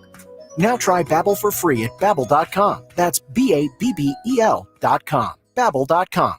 Getting quality employees to fill positions in your company is essential, but finding those people can be a major hassle unless you use ZipRecruiter. ZipRecruiter makes finding quality people a breeze. ZipRecruiter's advanced technology identifies candidates with the right skills, sends you great matches, then you can easily invite them to apply. 4 out of 5 employers who post on ZipRecruiter get a quality candidate within the first day. See for yourself. Go to ZipRecruiter.com/free to try ZipRecruiter for free. That's ZipRecruiter.com/free. Carmichael Dave here for Capital Casino. Sacramento summertime heat is back. And of course, Cap Casino, Sacramento's #1 poker room, wants to invite everyone to soak up some air conditioning, still with the most variety of table games in the region. And as always, the best food, best service, and the best action, conveniently located in downtown Sacramento. Capital Casino, of course, reminding everyone to please make sure you gamble responsibly. 1-800-GAMBLER. Hello, Sacramento. I'm Emran Pilati, owner of True Sports Cards and Collectible Store here in Rockland, California, and the host of the True Sports Cards Show that airs right here on Sacktown Sports 1140 every Saturday from 10 to 11 a.m., where we discuss the latest trends, hottest products, and deliver exclusive interviews with other industry leaders. And don't forget to visit our shop, True Sports Cards, at 6661 Stanford Ranch Road in Rockland and see what we have for all your sports card and memorabilia needs. Golf to Go is brought to you by the Hagen Oaks Golf Super Shop. Here's Frank LaRosa. The first known hole-in-one in golf history happened in 1868, or was it 1869? A photo of the original scorecard from Scotland's Prestwick Golf Club shows that young Tom Morris made a 1 on the 8th hole during the Open Championship. On the original scorecard, however, 1869 was scratched out, and 68 was written in its place. Confusion reigned in the 1930s when all the scorecards were collated with the 1869 date being changed to 1868. But vintage newspaper reports from the local press confirmed that 1869 was indeed the correct year. The station hole, a 166-yard par 3 on Prestwick's original 12-hole layout, is where the ace was made. Young Tom Morris was 18 years old at the time and would go on to defeat the 13 other players in the field by 9 shots. He even beat his father, Old Tom Morris, by 23 shots. A year earlier, young Tom became the youngest champion in tournament history at 17, a record that stands today. He went on to win 4 Open Championships in a row. That's your Golf to Go. I'm Frank LaRosa.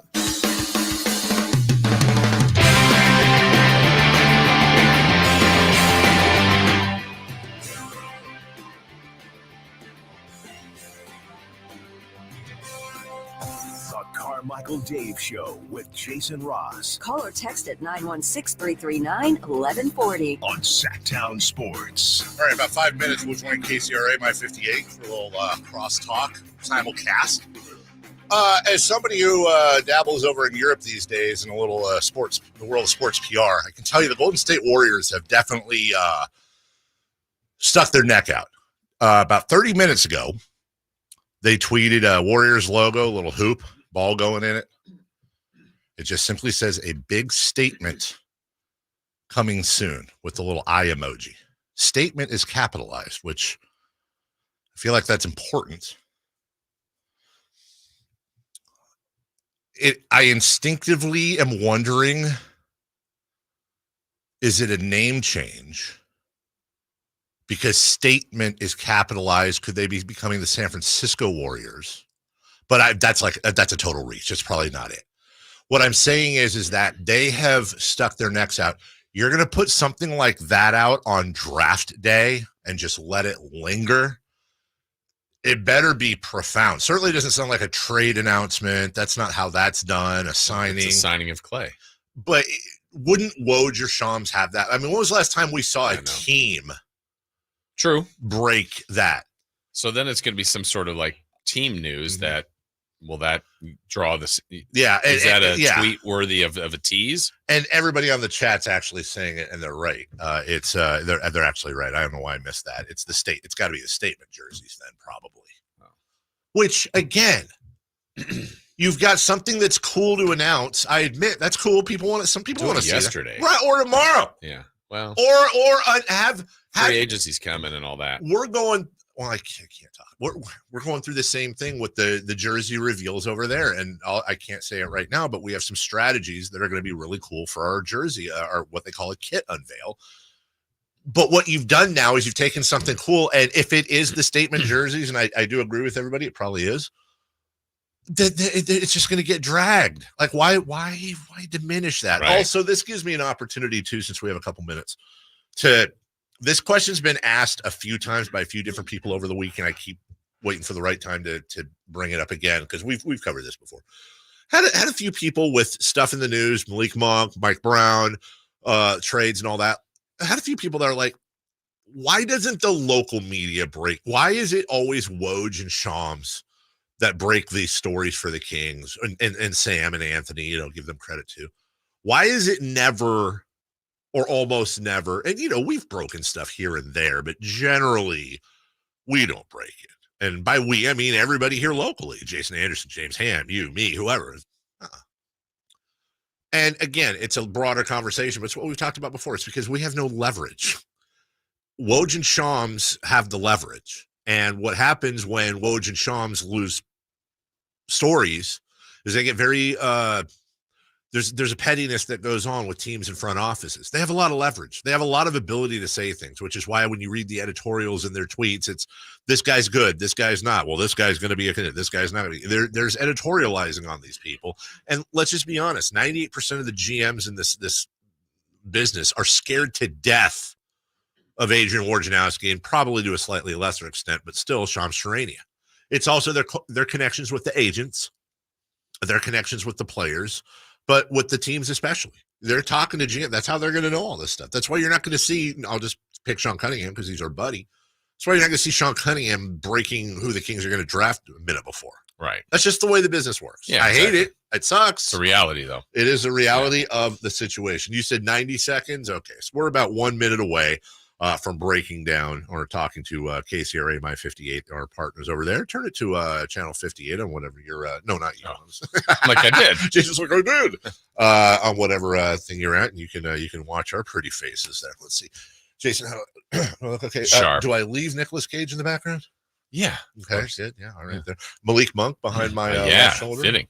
You move the monitor the way there. Let me see, Jason. You look good. And we got a couple. I'll move my coffee thing there. All right. Get this chair out of the way. This microphone. Oh my God. Sorry. That'd be great. It spills all over you. You go on. You're just dripping coffee. Okay. I think that's about as cleaned up as it will be, as we see. There's the replay. And so it stinks in there. Yeah. All right, what are we at? 30 seconds? There's a couple of the park employees out there help, but not before the bear caused damage. And as you can imagine, is considered a total loss by insurance, but thankfully, no one was hurt. All right, switching gears, the NBA now just over a week removed from crowning a champion, but teams will now get their first chance at rebuilding their roster. The NBA draft starts tonight, and the Sacramento Kings have the 13th overall pick. But will they select a player or use that pick in a trade for a proven veteran player? Joining us live to break it all down, we have Carmichael Dave and Jason Ross from Sacktown Sports 1140. Thank you so much for joining us, guys. All right, so big question. Toss it out to both of you. Should the Kings use that pick or trade it away? Well, Mike, there's should and there's will. Should they use the pick? Anybody who gives you a straight answer is trying to sell you something, because we don't know. I mean, that's not the answer anybody wants, but it's like when you're going to read your draft grades tomorrow. Nobody knows. Once upon a time, there was a guy named Giannis Antetokounmpo that was drafted in the teens, and nobody knew who the heck he was, and he's one of the greatest players in the history of the game.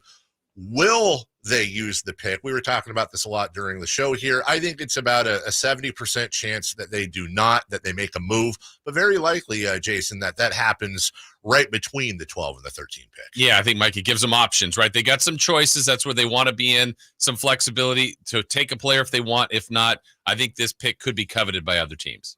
All right, so regardless of what happens with pick 13, another question out there is, do the Kings need to make a trade this offseason?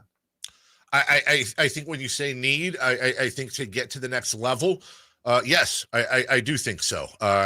Harrison Barnes and Kevin Huerter playing the shooting guard and small forward or power forward, depending on matchup, are probably the most likely ones to go for an upgrade.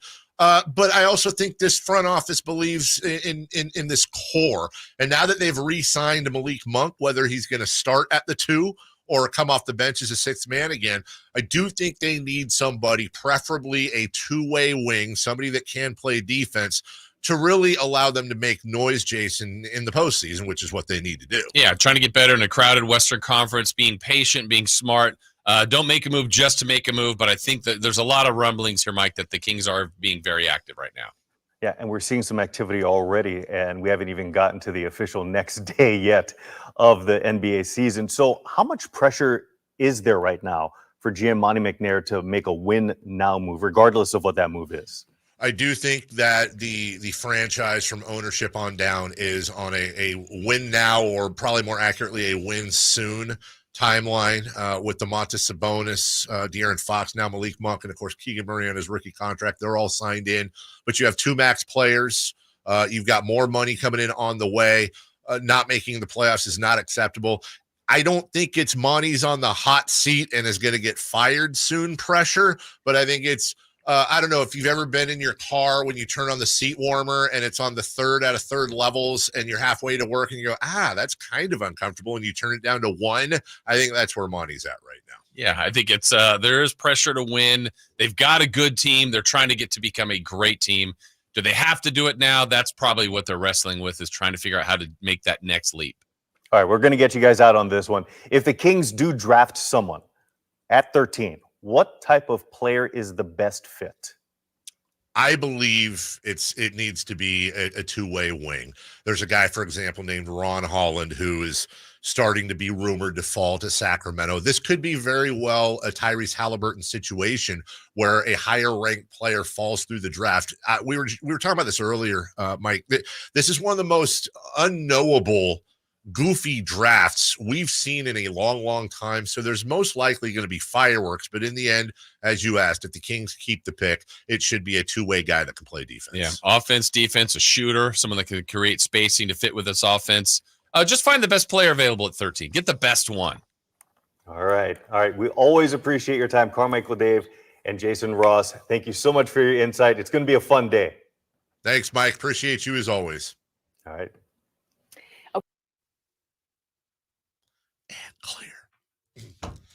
All right, we will take on the text line at 916-339-1140. And Chris got some FaceTime back there. Hey, look at him. Oh, Chris, you're picking your nose again. You think Mike signs off with, that's the cherry on top? No. I would. We will also, we'll take on the text line at 916-339-1140. And in our YouTube chat, we will take our grades out of 10. I would appreciate both a Carmichael Dave and Jason Ross separate grade and then a grade together. So we're looking for 3 grades, mine, yours, and then overall.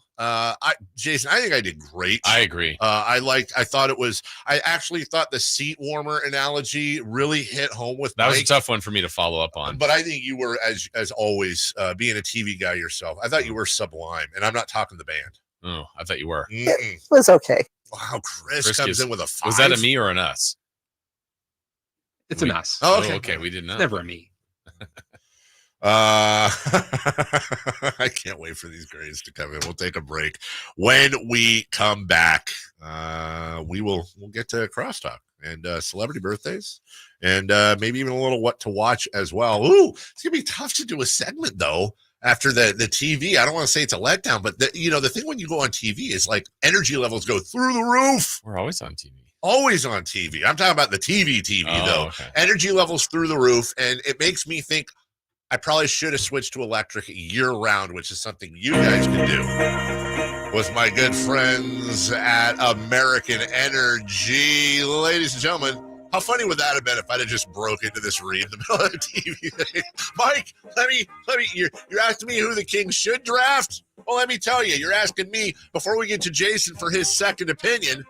Let me tell you about American Energy and their second opinions right now that they're looking to offer you. If you're working with somebody right now here that wants to either repair or replace your HVAC system, look no further than American Energy to come in and give you that second opinion. They'll do it for free. They'll come out. They'll look at exactly what you got going for you, what the bid is. They'll match it. They'll beat it, more than likely. More than likely, they'll beat it. And then, You got great work being done by a local company that's been serving the greater Sacramento area since 1981. A+, Better Business Bureau. What more do you need? 916-520-9990. That's 916-520-9990 or AmericanEnergyAir.com. American Energy, making the uncomfortable comfortable. Just a 1-minute break. We'll be right back after this. You never know what you might hear when listening to a Sacramento Kings game. Out of Keegan, going for another triple. Man, is he feeling it. Keegan, can he do it? Yes, there's number 11, Keegan Murray. Keegan steps back. He just knocked down his 12th three-pointer, a Kings franchise record. He's got 45 points. Never miss a moment of Sacramento Kings basketball with Sacktown Sports and the Sacktown Sports app. At the Good Feet store, we take pain very seriously. Whether in the foot, knee, hip, or back, Good Feet makes over 300 styles, flexibilities, and sizes of pain-relieving arch supports. With 26 bones, 30 joints, and over 100 muscles, tendons, and ligaments in each foot, a lot can go painfully wrong. So there's a trained arch support specialist at each Good Feet store to give you a precision fit. Come in for a free fitting and test walk. No appointment necessary. Good Feet arch supports are HSA, FSA eligible. The Good Feet store in Sacramento, Roseville, Vacaville. Online at goodfeet.com. What's up? We're talking to Chad Hoblet of Hoblet Dodge, Chrysler, Jeep, Ram, and Woodland. I hear things just got better for Chryslers. Make this the summer sales event, Chad. They sure did, and I didn't believe it myself. But now you can save thousands more on your next new Ram truck, like up to $19,500 off MSRP on select new 2024 kind of savings. And we're not just talking about one or two trucks. We have tons of trucks with the best savings we've had so far this year. Plus, we have over 400 new Rams available, including those hard-to-find heavy duties. I must have heard you wrong. Did you say you could save nearly $20,000 on new Ram trucks? I had to double and triple check myself, but yes, save up to $19,500 off MSRP on select new 2024 Ram trucks, only at the Hoblet Ram Truck Center. If you need a new Ram truck, Hoblet has it.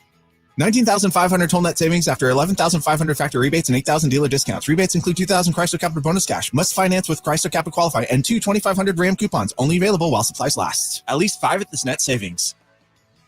Stuck in a downtown meeting marathon? Need a post-work pick-me-up? Head over to Public House Downtown, the corner of 16th and L Streets. That's right, Public House Downtown, your one-stop shop for good times. With 60 beers on tap, come catch the game on 25 HD TVs. Public House Downtown serves up creative American food all day long. Lunch, happy hour, dinner, and even weekend brunch. Public House Downtown. Food, beer, sports. Want to see the menu or plan your visit? Check out their website at phdowntown.com. Find your crew and find your fun at Public House Downtown. It's time for the news of the day. The latest headlines, the biggest stories, hard-hitting analysis.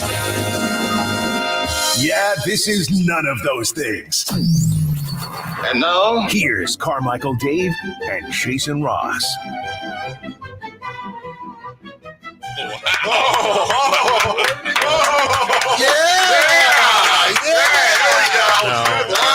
Are we finishing that story? Wow. Hey. Good morning. What were you saying, Alan? I don't know if you. Are you excited about your appearance? Of course. Yeah, look at what you mean, like what he's wearing? Yes. Yeah. If he's going to that, look at Suns Out, Guns Well, Out. I had to wear something because I don't know if I'm going to go home or not or go straight. So I had to wear something just in case I don't. Wait, what? It's a 3-hour difference. Yeah, but why would you know, we might be meeting with Boss Man and then all of a sudden it's 2 hours and then there's traffic. That'd be hilarious. You're just down there like 3 hours early for your appearance. Like just checking out the situation. Well, I mean, if you know anything about me, I do love Public House. I will say that Chris was looking yesterday to try to find vests for us to wear puffer vests like Monty McNair. And if we found one, I was going to wear one to Public House with nothing underneath. Nothing but baby oil. Chris Verlad will be out there as well joining you guys. That's awesome. Chris Verlad will be in the building. I like how it went from, I'll try and make it out there to, oh, he's definitely going to be there. Now it's gone from you're going to try to make it out there to you're going to be out there to join Chris Verlad and Alan Stiles. And you know who else might make an appearance? Who? The LeBron James of the station, the self-proclaimed LeBron James of the station, Kyle Draper. Really? The problem with him saying that is that could be taken in all kinds of ways. I'm assuming he meant like he's the all-around guy, distributor, scorer, rebounder. No. He meant the GOAT. He makes no. Well, we don't have. I know Nate could probably find the clip, but no, he literally said, "You bring me when you need some movement." Nate's gonna find you. Carmichael Dave has to hear this. Wow. No, I'm sort of LeBron James, of the station, trying to boost the rating. Well, what are you waiting for then? Yeah. Jeez. Let's go. Let's do it. I'm in favor. Let's do it. I am in favor of that. You got to have confidence. Mm-hmm. Do not mix effort with results, though. Everybody, let's. I don't have any issue with what he said. Let's go. Doesn't sound like it. I say we start with crosstalk. He was in the building yesterday. That's how it all happened. LeBron. Yeah. And he's gonna be at Public House. Allegedly. Look, that's teamwork right there. That's what leaders do, baby. Mm-hmm. Get out there. You can make it out there, Dave? Dave did the last one. Yeah, I did. Thank you. I went out there. I hugged people. Did. I don't want to see. There's a fine line between showing up unexpected at an event, seeing everybody, and supporting, and showing up at multiple ones, being like, me, look, it's me. I'm going to rain all over his appearance. It's me. Everybody say hi to me. Dave came to the last one, he accidentally bought too many mozzarella sticks. Well, apparently I ran out of the bill. I was buying people drinks and all that stuff, paid for it. Apparently I ran out on the bill. So I forgot about that. I got the collection notice in the mail the other day. Credit dropped. Cubs at Giants tonight. A's at Angels. And on this day,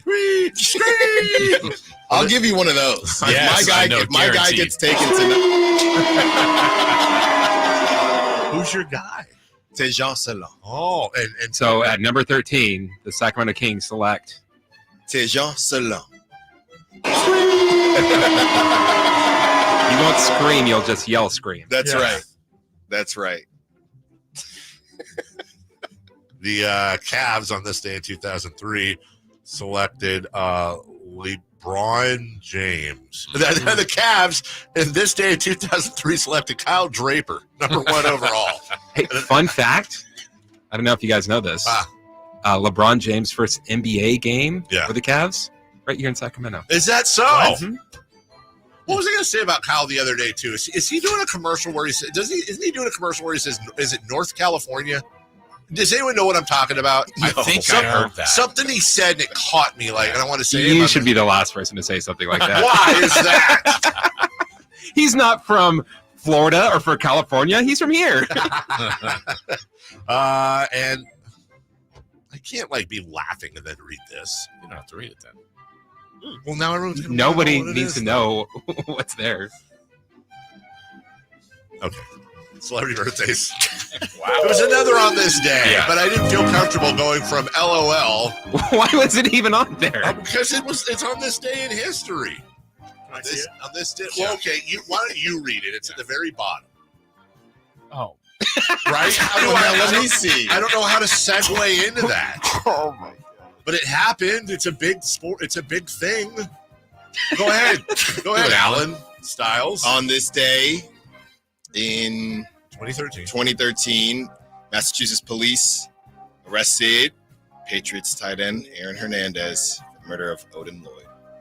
Yeah, it did happen. Great. Wow. Where do we go now? Celebrity birthdays. Showstopper, Alan Styles. Jeez. Good Netflix doc.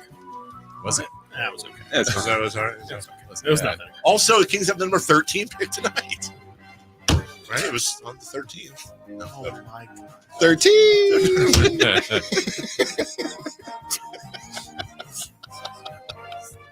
Hey, happy birthday. Where's Kyle? Today. What do you do? Ariana Grande. Ooh. Ariana. I say But Ariana. but according to her, this is a real thing. No, for real. This is one of my Cliff Clavin moments. According to Ariana Grande, the proper pronunciation is Grandy. Look it up. Oh, okay. I saw her say it. It's Grandy, but she's just gone with Same as what Celtics announcer. John Legend's wife. Why am I blanking? Chrissy Teigen. She said it's Chrissy Teigen. Both those stories came out around the same time. You doubt me? Look it up and say sorry. I do doubt you. It's actually Ariana Medium. Pequeño. Ariana Grande is 31. That might be correct because I don't think she's 32, but I'll say 30. 33. 28. Carmichael Dave was correct. Correct answer, 31. As usual. Derek Jeter. Jeter. Overrated. Very overrated. The captain is 42. Overpaid. 43. I think he's 45. 44. He is 48. Christopher Lott is closer. It's a big one. 50. Wow. What? For the captain. We're done. Shannon Sharp. Yep. Just real quick. In a video posted on Chrissy's Twitter last night, she dropped the wild news. I'm tired of living this lie. It's Tygan, not Tegan. See that? Verified. What about the other one? Yeah, we were talking about Ariana Grande. Ariana Grande. Okay, That's what was a fake who are Twitter we account. asking again? Shannon Sharp. Shannon Sharp. Skip. That's a tough one. Shannon Sharp is 58. Much like my 58. I'm going to say he's 60. Yeah, I was going to go 60. I'll go 59. 56. We have a correct answer, and it belongs to 56. Michael Vick. Michael Vick is Virginia Tech's Michael Vick is. I could get this if we had the time. I'll say he's 46. 47. I'll say 45. 44. No. 47. We had a correct answer. 44. No. Chris Watkins is closest. 44 was the correct Right. answer. That's right. All right, let's see. I was going to ask it this way. Where's A video showing a clip of Ariana Grande's 2018 interview on Ebro's Beats One show. Oh, yeah, when what's answering that? a question from Ebro about her name plans, she calls herself Ariana Grande, which is probably different to how you've all been saying it this whole time. Apologize. Apologize. Who was it? I was going to say Aubrey Plaza, Darren Williams, JJ Beret, and Raymond Felton are all turning the same age today. No. 38. Those are all great names. It's got to be 40 on the nose. I'm going to say 40 on the nose. I'll say 42. We have a correct answer. 40 on the nose. Yeah. Draft day coverage continues with Styles and Watkins after this. Bye-bye. The NFL's leading rusher plays here. The handoff to McCaffrey, walks in the end zone. Handoff to McCaffrey, takes it right down to the goal line. He does his thing again. McCaffrey goes in motion right. Backwards pass led by Juszczyk. A block there.